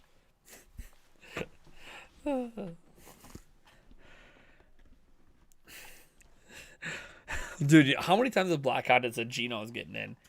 Oh, more evidence that Gino's getting in. You know, like, I wonder, someone should go on Black Content's channel. And this is no offense to Black Content. This is what he does. He clearly has an audience that enjoys him putting up all these bullshit rumors. I hope, like, someone gone through and actually counted how many videos he has saying that Gino's coming to Smash. I guarantee it's got to be over 100 at this point, right? He's got to have over 100 videos that mention Gino coming to Smash. I swear. There's got to be like 100 plus videos of him talking about Gino coming to Smash. I mean, there's probably more videos of him doing that than me talking to Switch Pro combined in the last 3 years. I probably have less than 50 videos about Switch Pro in the last 3 years. And it has to be at least, dude, like, I swear it's like every other fucking video he makes. Oh, on this episode of League Speak, Gino's coming to Smash again? Is he the one that gives away the gotcha balls too? Right? He's like, oh, you should hit subscribe and blah, blah, blah, and enter to win one of our gotcha balls. Which are like, where are they?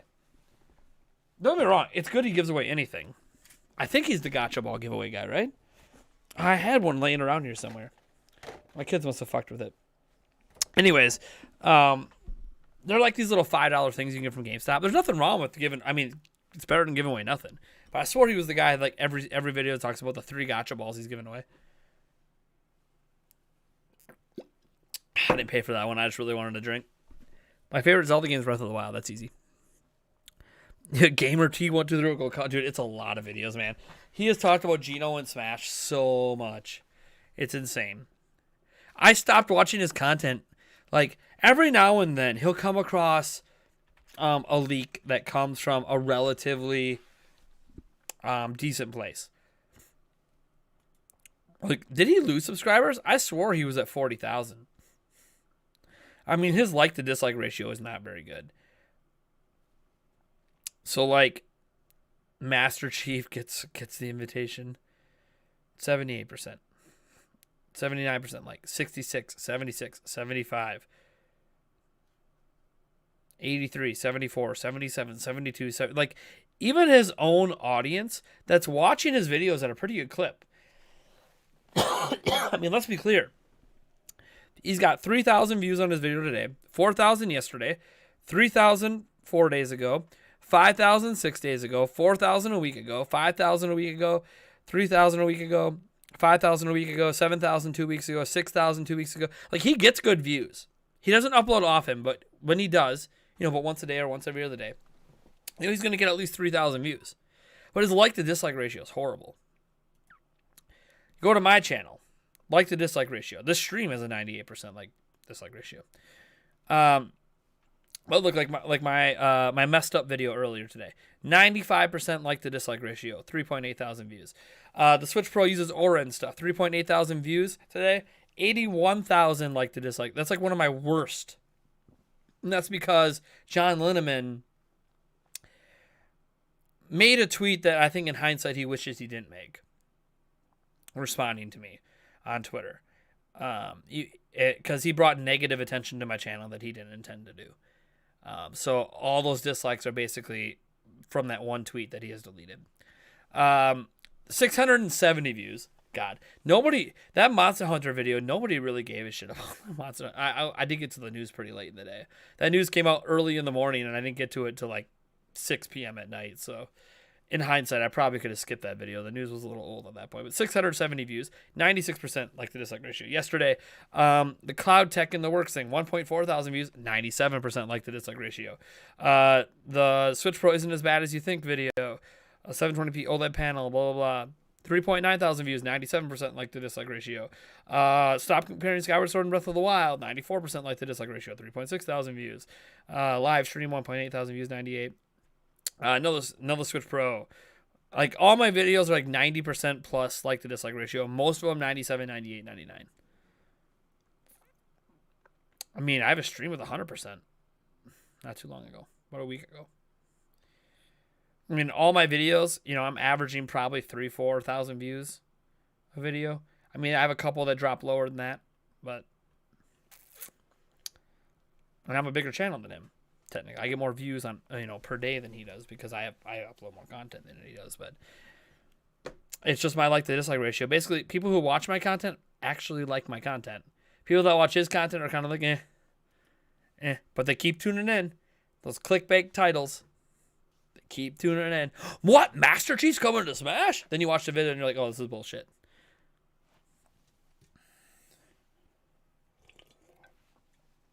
Oh, Practical Brush 12 is perfect. I literally have him bookmarked now as a place that I check every day on Reddit to see if he made a new post. Like, he made a new post called Stories Time. And he was just talking about Monster Hunter stories and all that. Basically, he leaked everything that was coming, like the Monster Hunter demo and the stories stuff before the thing dropped. So, like, another notch in the feather. He leaked all the stuff for the Monster Hunter Direct like an hour before the Monster Hunter Direct happened. So another notch in his feathers of something that he saw ahead of time. Dude's just perfect, man. And if I was awake at the fucking time, I probably would have posted that leak. Just to be like, hey, I already know what's going to happen. That is one cool Zelda 2DS. Yep. They don't make it anymore. Have I played any of the Shantae games? Yes, one of them. I can't remember what it was. It was on Switch. But I have played one of them. I think one of my kids is awake. I think. Or my fiance's home. No, she's not home. What did John Lindemann say to you? I can't remember the exact tweet. I didn't screenshot it. He didn't like that I said in my title. It wasn't even the main headline. It was a secondary headline. That Digital Foundry's wrong. He basically said, "That's not nice, man. You're taking us out of context or something like that." And then all of a sudden he got like 100+ likes on his thing, and people started disliking and trash talking me on Twitter. And I'm like, whoa. Get outside of the Digital Foundry bubble. Go watch the video and tell me it does not sound like they're talking about the Switch Pro the whole time. He explained to me that, well, we were talking about two different things. He explained what was going on. They just did a really poor job in that direct, differentiating that they're talking about two different systems. And he kind of admitted to it. But so he's like, I kind of see why you did that. And so then he deleted the tweet. I didn't ask him to delete the tweet. But that's where all those dislikes came from.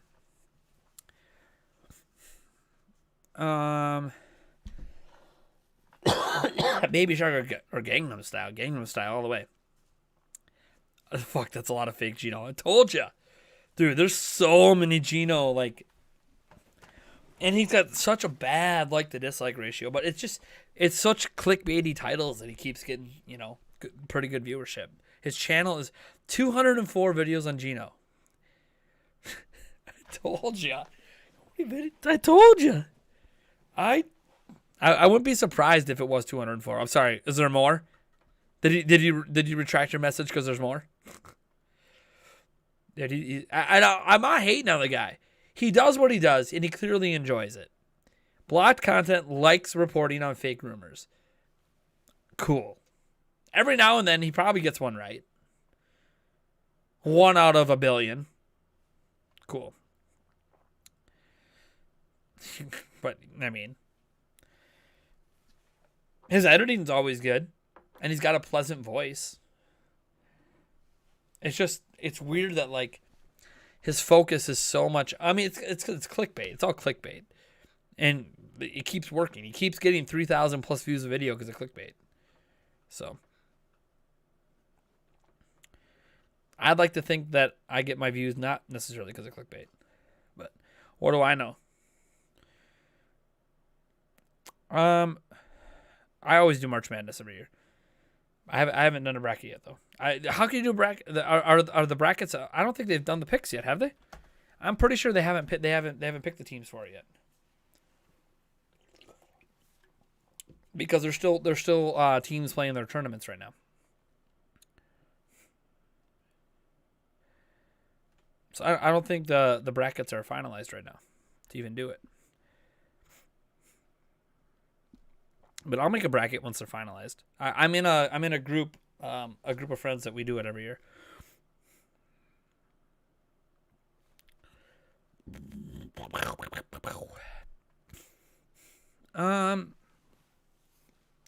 Diddy Kong Racing. I returned the message because I typed the wrong number. The actual 240. So I was really underselling it at 100. He's definitely done way more videos on Gino than I've ever done on Switch Pro. Holy shit. 240 videos on Gino in Smash. I'm sure if they ever add Gino to Smash, it's going to be like Christmas for black content. It's going to literally be the Christmas. Like, I told you 240 times that Gino's coming to Smash. I was right. Suck it, haters. I got PlayStation. I got Sackboy. I've got Miles Morales. I got the special edition, so I also have the other Spider-Man game. I also have Demon's Souls. So yeah, I got those games on PS5, and Brian C bought me. He didn't have to, but thank you. He bought me a year membership to PSN, so I gotta go do that and then get the new games. So I gotta go do that. Where's the dude that leaked the Nintendo Direct, the Monster Hunter Rise Direct? He's on Reddit. Practical Brush 12. He's on Reddit. He's a Reddit user. Fuck, I was 90 off.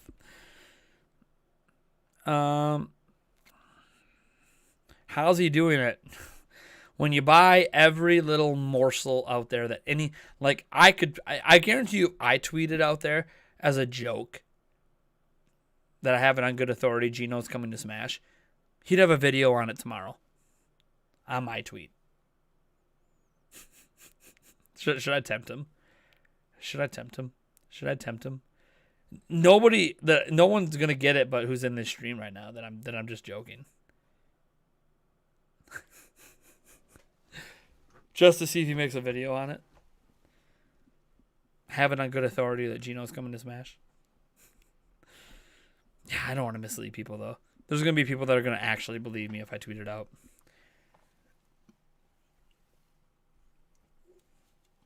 There's going to be people that actually believe me if I tweet it out. But he'd probably make a video on it tomorrow for video number 241. I can't. I don't know if I could do it. There would be people. I have 13.7 thousand followers on Twitter. There'd be some people that believe me when I say it. I don't want to mislead people intentionally, even if it'd be funny to see him make a video on it and be like,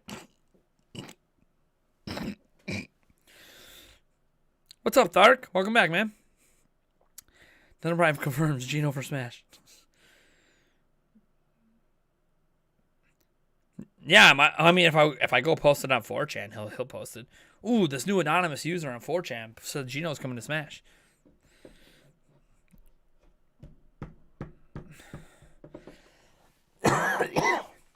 Lax Chris is like blog content, but worse.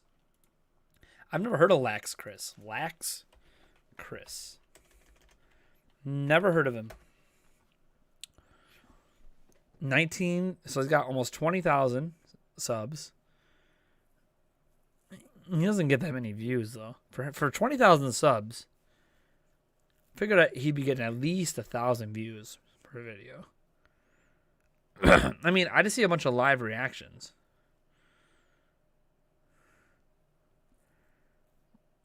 I'm not seeing. I mean, I just see live reactions. I don't know. Live reaction. Full game playthrough. Live. I don't really see him. How is he like? How is he like him? I don't see anything he's doing. It's just a lot of live reactions and then live streams. I don't really see. I don't really see much that compares him. He doesn't even make that much content. I don't know what a Nintendo Prime movie would be about. Next episode of the podcast lands Thursday. We're recording tomorrow night.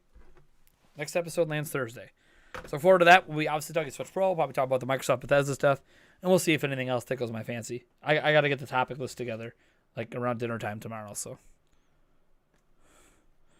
I got to link the Nintendo Prime Student to give away. We already did a couple. We got to hit 150 live viewers for the next one, which probably won't happen now. The momentum's kind of gone away. So all we have left are the hardcore fans now. You got to go? I got a few news from my school. Later, man. Legend of Zelda live action show or animated show? Live action. I prefer live action.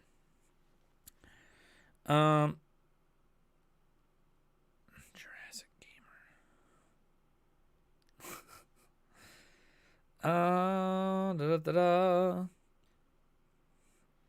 Do most popular on Lax Chris. Most popular. Sort by most popular. So 2 years ago. Man, he just got a shitload of views. When did he stop doing this? So I see a bunch of Smash leak videos, which are obviously all fake.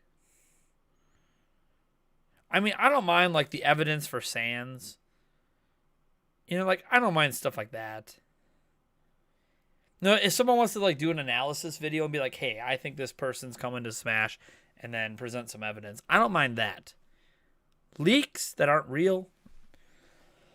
I mean, let's be real. Most of the leaks or, like, rumors I report probably aren't real either, but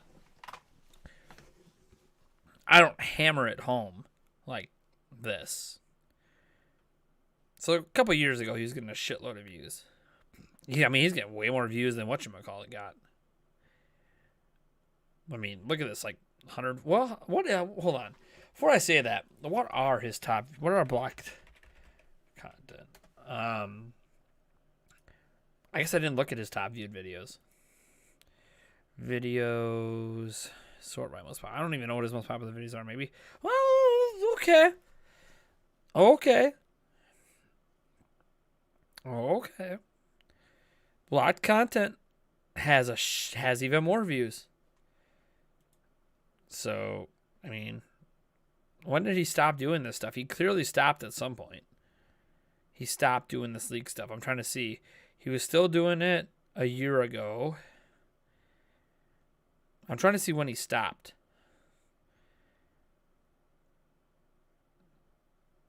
Like, I see all these leaks, but, like, when did he stop? He clearly stopped at some point. Maybe if I stop sorting my most popular and just go by date added newest.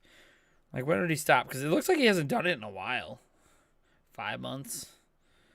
6 months? Like, when did he stop doing the leaks? Like, block content never stopped. Yeah, so he tried to expand his channel. He's covered some of the stuff I've covered. When did he leak? Okay. Okay, so he stopped about a year ago. He stopped doing all those leak videos. Block content never stopped. He doesn't get nearly the views he used to. So it's like he ruined. So here's what happens. So you come out. Here's what happens when you're a channel that does this stuff. Okay, like block content that does nonstop leak content, right? Puts leak in like every single thumbnail because leaks get more views than rumor. Okay, if you put rumor in a video, which is really what these are, they're really rumors. They're not leaks. You put rumor in a video, you're not going to get as many views as a leak.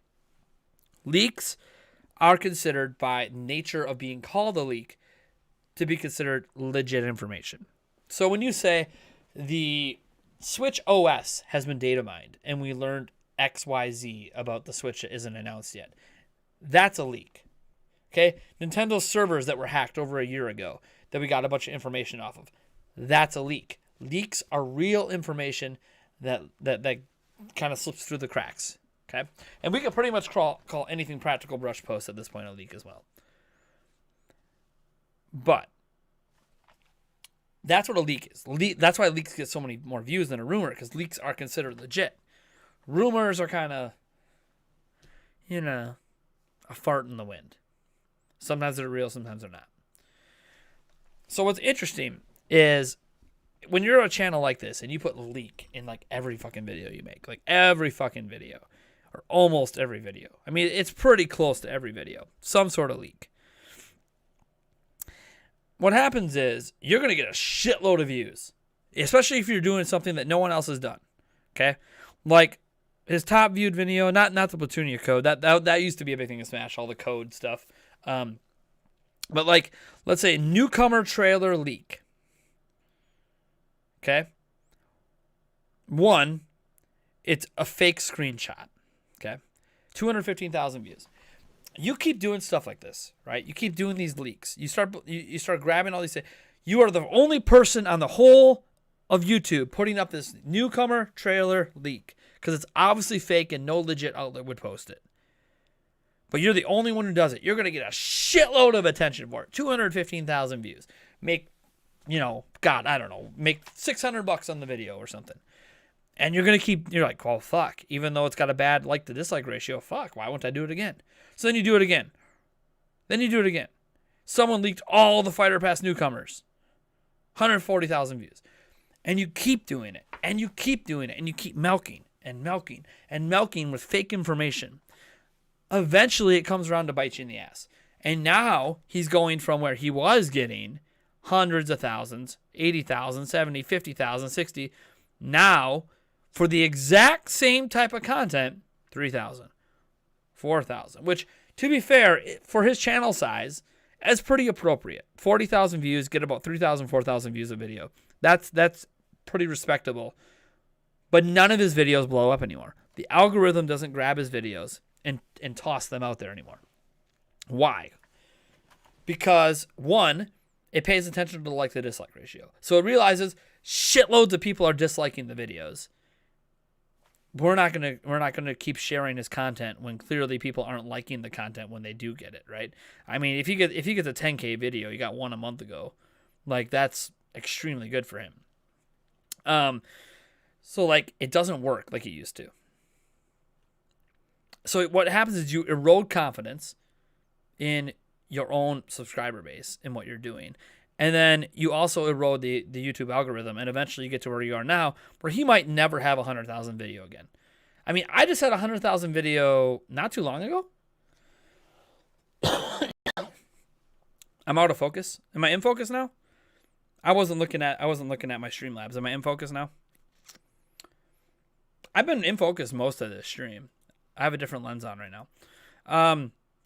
But like I just had a 100,000 video not too long ago. It was a rumor video. I mean, I had 100,000 one. Where is it? I mean, I don't get over 10,000 very often either, to be honest. I mean, I had 34,000 on, Breath of the Wild something, rumor report thing. I had, let's see here. Where is it? It was another Zelda. It's the 35th anniversary thing. 129,000. There it is, 2 weeks ago. But like, he's not going to get, and I have a 95% like to dislike ratio on that. Like, he's not going to get probably another 100,000 video again. Because people are tired of his bullshit.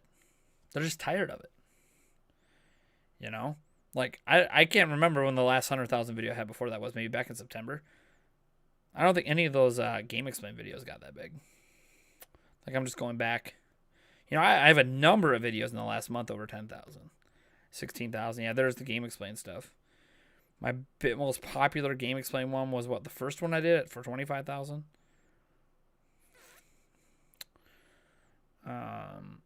But like, I have a number of videos, I am getting more views on average now than I was back in December. Cool. But like, I don't know. It's one of those things where you just erode confidence in your videos, and it eventually sinks you. So like, if you just want to make a quick buck, go on YouTube and make a bunch of fake leaks. You will make a shitload of money for a few months until you erode confidence in your stuff. And then nobody gives a shit.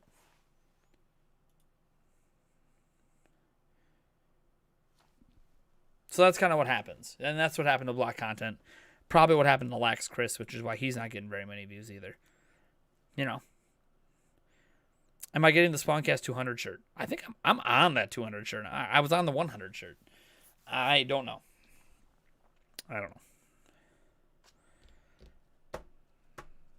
I didn't get the 100 shirt. I probably should eventually. I mean, my face is on the shirt. I don't know if my face is on the 200 shirt. Is it every guest they've ever had? Then my face will be on it somewhere.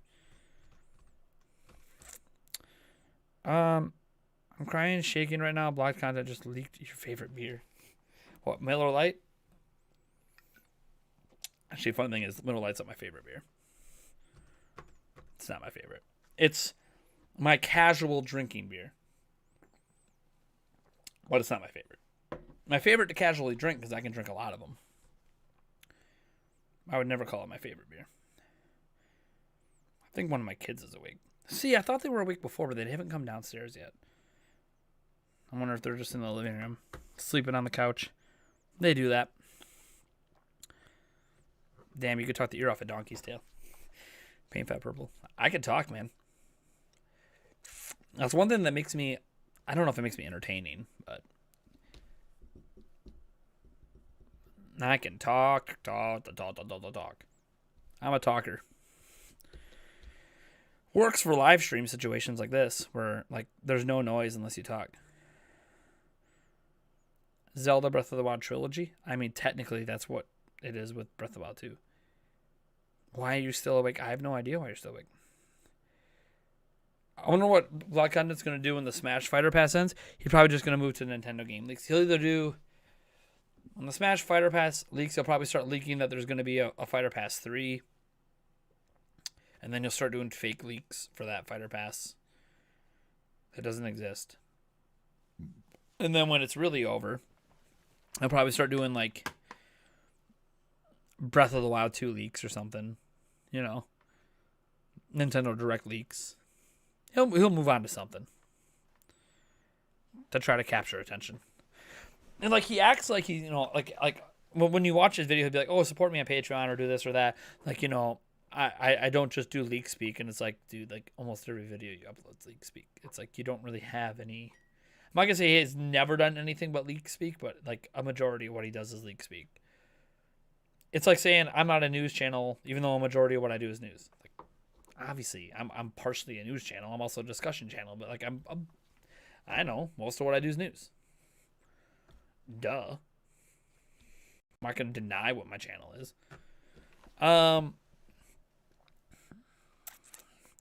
We're going to my kids, power, courage, or wisdom of the Triforce. My youngest would be courage. My oldest, Melody, would be power. And I guess Aiden's probably the smartest kid. He's kind of a pansy, but he's also really intelligent, so he'd probably be wisdom. Can I get Andre on the pocket? I don't know. Andre doesn't have me blocked. Andre does not have me blocked. So I don't know. I'm gonna get Thark. I'm gonna give you a cap shot of Jaeger for that, since I haven't had anyone else super chat in a while. What additional content do you think Skyward Sword HD will get? Nothing. I don't think they're adding anything content wise. I'd like to be wrong, but I don't think they are. Cheers, man.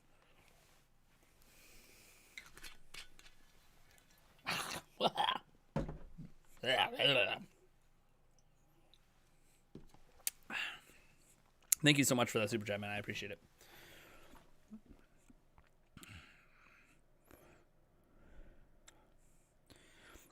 So Andre doesn't have me blocked. I thought for sure he would have after the videos I made. I don't know. There might be a chance I can get him on the podcast.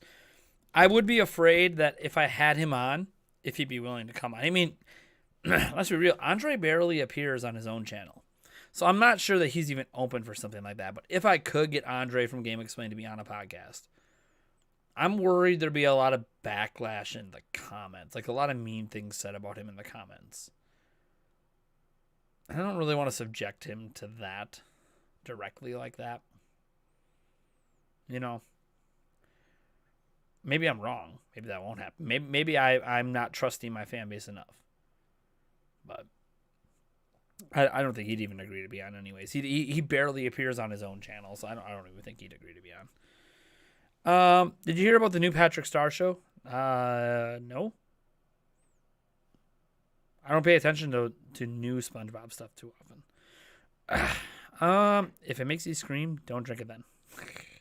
Like I said earlier, he is an animator, voice actor, film recorder. He even made his own movie about a year ago. He's such a talented guy, but it's wasted on Smash leaks. Oh, what's his name? Black Content?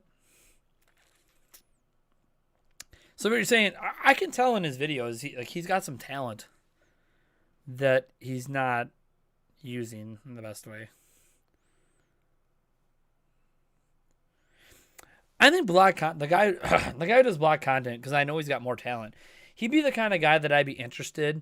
Like if my channel ever got big enough that I could have multiple employees, then I might be like willing to bring him on my channel to do one of the things that he's really talented at versus all the leak shit he does. Like actually have him on here to do some of the stuff he's good at. Who knows? Maybe in real life, he clearly doesn't do YouTube for a living. So maybe in real life he is doing some of that. Maybe he is doing animation somewhere in real life. For all we know, Good Vibe Game Crew. So Derek Bittner, he's agreed to be on on a future episode of the podcast.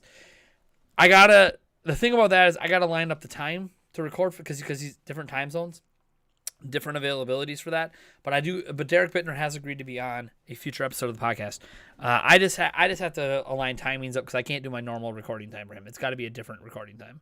So I have to line things up with Eric and make it work. But I'm definitely going to have him on an episode of it. Who knows? Maybe Steve one day too. I don't know. But I'm definitely gonna have Derek on to at least one episode at some point. So I've already got that kind of brewing in the background for when things align right. He's willing to come on. We've already talked about it. He's all good. And especially now that we've cleared the game explained stuff, now we've got kind of put it behind us all. It's a good time to bring him on now because then that's not going to be like a topic of conversation in the comments. We can actually talk about the comments. We'll probably actually talk about what the hell we're talking about. It's 11 p.m. over here.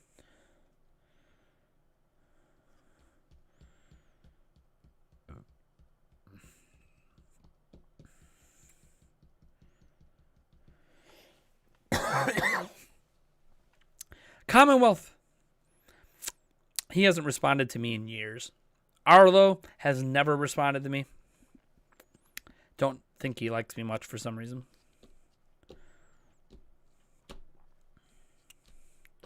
I don't know who Pinky is, so I don't know what relevance that's supposed to be to me, Gimbo Gambler. The G in blocked content stands for great content. What the fuck?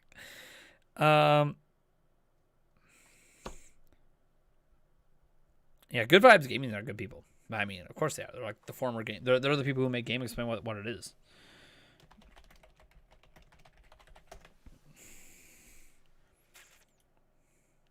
I don't watch their content all the time because they do long form, today's news tonight stuff. So they're really a long form podcast like content, but I do enjoy it when I do tune in when I've got some time. Would you get custom plates for the PS5? So like you got to get them from.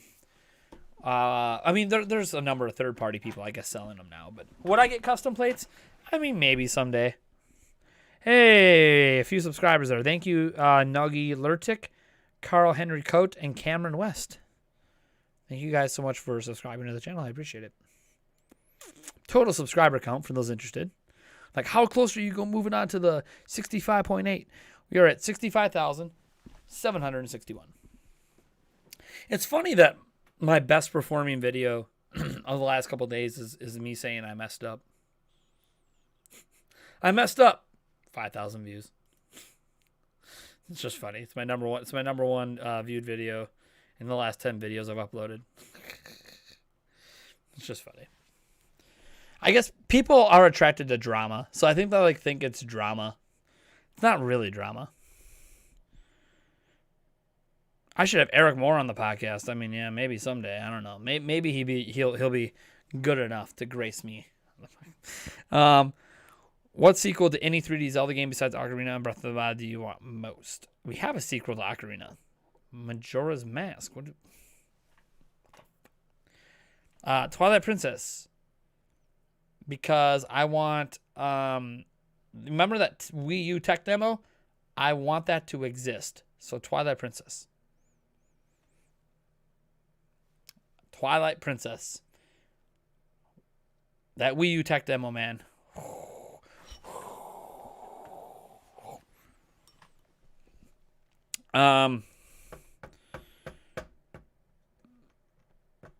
Yeah, the stream will be ending soon here.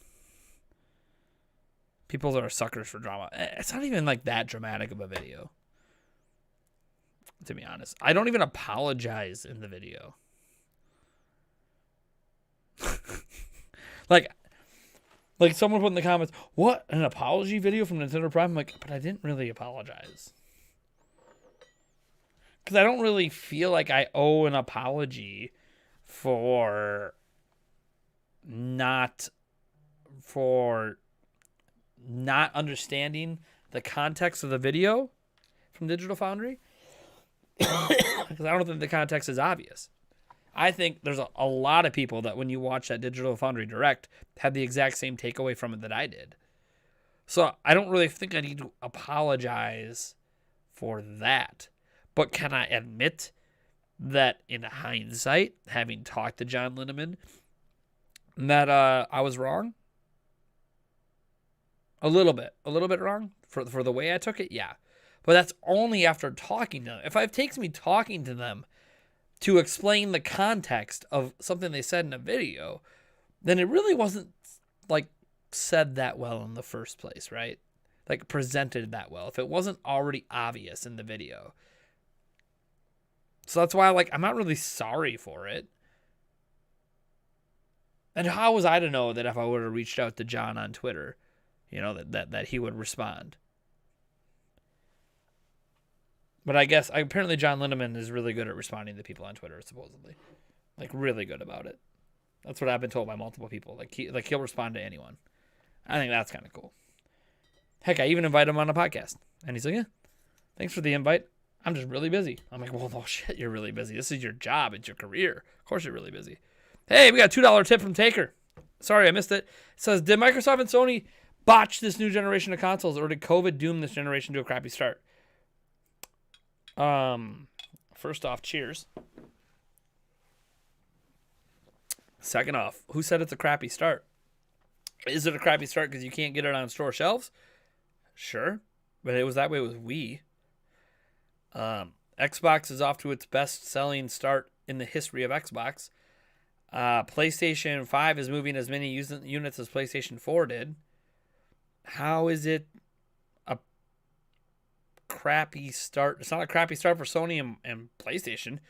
Every unit they can make at the factory is sold before they make it. That is an incredible start, especially for Microsoft. That's an incredible start for Microsoft and Sony. They're off to incredible starts. What are we talking about? It's a frustrating start, but they're off to incredible starts. So I don't think anything's botched.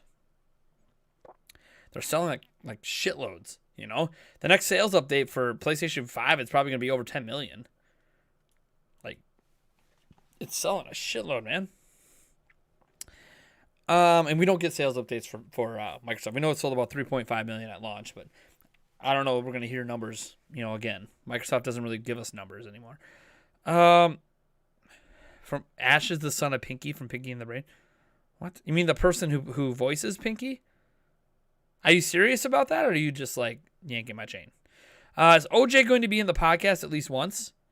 So Player Essence has agreed to be on the podcast a few times. He's really fucking busy. Really busy. Will he be on the podcast at least once? Probably. I just don't know when. He's so busy. So I just don't know when. But I am sure Player Essence will be on the podcast at least one time. I'm going to have to schedule it out 2 months ahead of time. But I'm sure he will be on the podcast eventually, yes. Just don't expect him on often because it's really hard for him to find time. He's very busy with his life, his kid, his own channel. He's got a lot going on. Can I get Queen Elizabeth? No, that's funny. I think what he or she meant was that a lot of people get screwed over, especially by scalpers. That happens. It happened with Wii, too, back in the day. There seems to be a dearth of must-have titles. Agreed. And yet they're selling out anyways. Imagine that you're Microsoft. You have 0 exclusives. Not even an exclusive demo game. Astro Boy is at least a pack-in, right? On PlayStation 5. There's 0 exclusive games. And the Series X and S are selling out. Microsoft has to be fucking thrilled.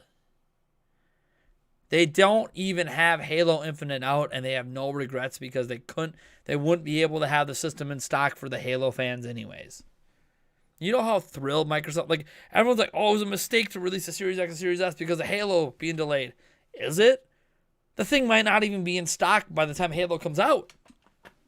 It's crazy how well these systems are selling. Yeah, some of it's because of scalpers, of course. But it's also just legit consumer demand.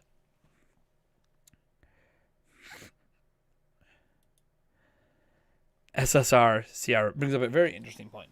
These motherfuckers are really busy for your podcast, but the minute a big YouTuber invites them, their schedules clear up. So what happens? For starters, if you're talking about Player Essence being on Spawncast, that's a little bit unfair. Player Essence has been part of Spawncast for 3 years? So like he's a regular on that podcast. He's part of that podcast at this point. But if you mean on other channels, like Player S's example, he was doing his own Nintendo podcast, and then he just kind of stopped because he didn't have time.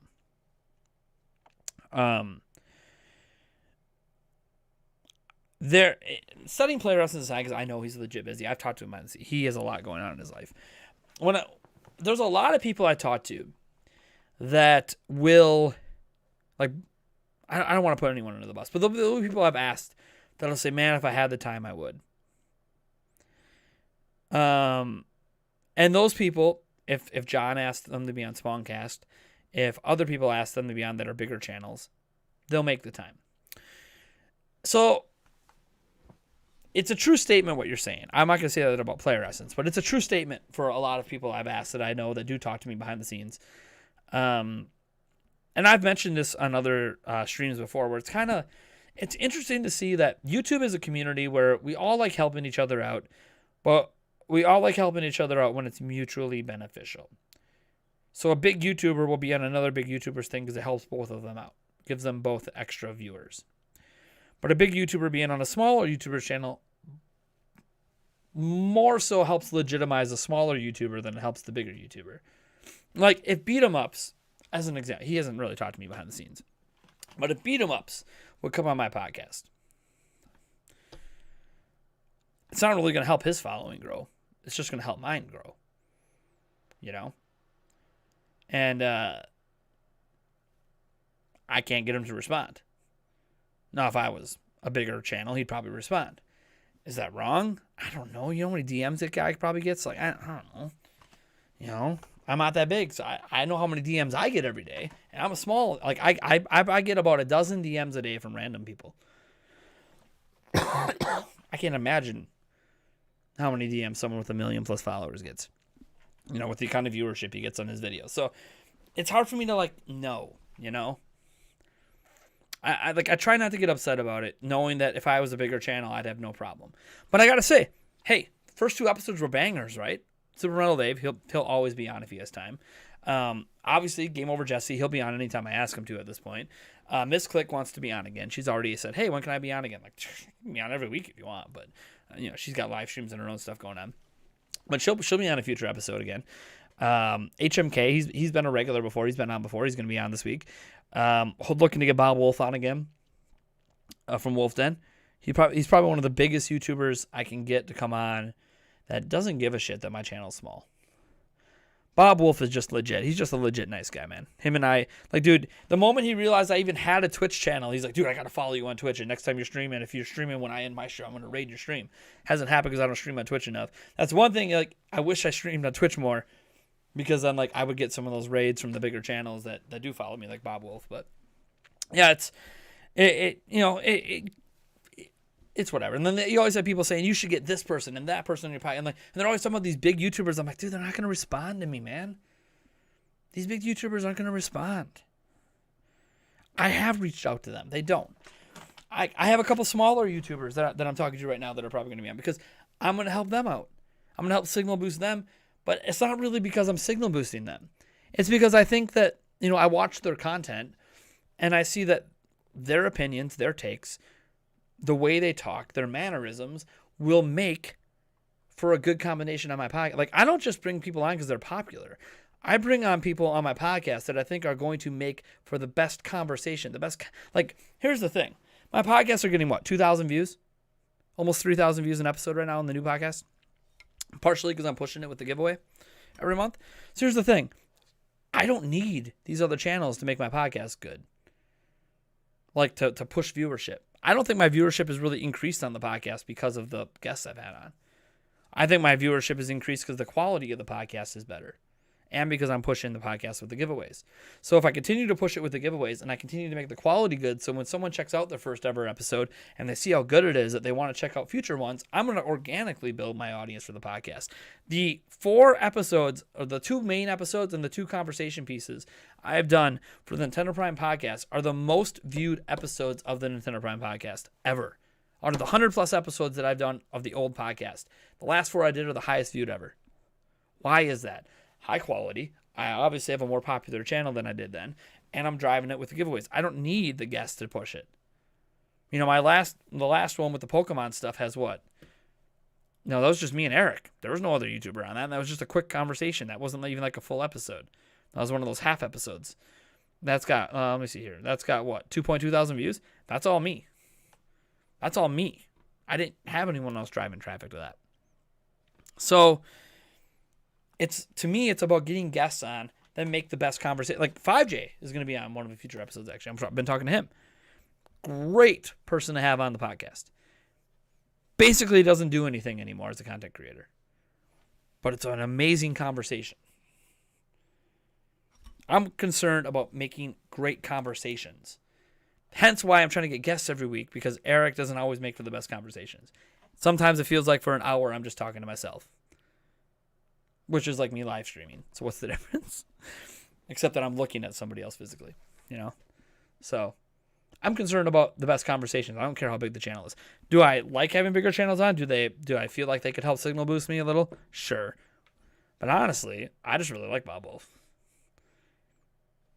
I like his takes. Dude, I remember he was laughing at me about some of my Smash Bros. Stuff back in the day. It was great. Because he's way more into Smash than I am. I had him and Player Essence on the same episode, and they were just like ripping me apart for Smash. It was awesome. Dude, that's right. Player Essence has been on an older episode of my podcast. Like, Player Essence and Bob Wolf were just ripping me apart. It was awesome. I loved it. That was one of my favorite episodes when those two were ripping me apart. He's probably getting high. Invite RGT. I've never even tried reaching out to RGT, you know? I've never tried actually reaching out. I've never attempted to even talk to him. He's a pretty laid back guy. He'd probably respond to me. I know he knows who I am. You know, most of the people that go on Spawncast are aware of who I am. At least aware. Andres, see, I've heard of Andres Restart before. I think I must have seen one of his videos. Well, let me see here. Yeah, I've seen one of his videos. I saw, well, which one was it? It was a couple weeks ago. Oh, where's the Zelda 35th Anniversary Direct? I saw that video that they did. And that's one of his highest view videos lately. I don't know. How long has he been doing YouTube for? I'm just curious. I mean, what's his oldest video? I mean, he's been on for a while. 6 months, a year, a couple of years. I'm glad to see that he's starting to see some success. Bob Chipman. Who the fuck is Bob Chipman? I've never heard of that person. See, you guys, you know, have tons of suggestions.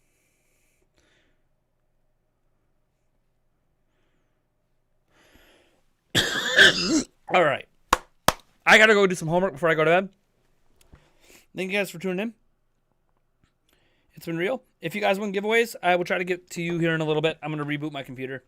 I want to thank you guys for tuning in. Let me thank everyone who super chatted and donated tonight.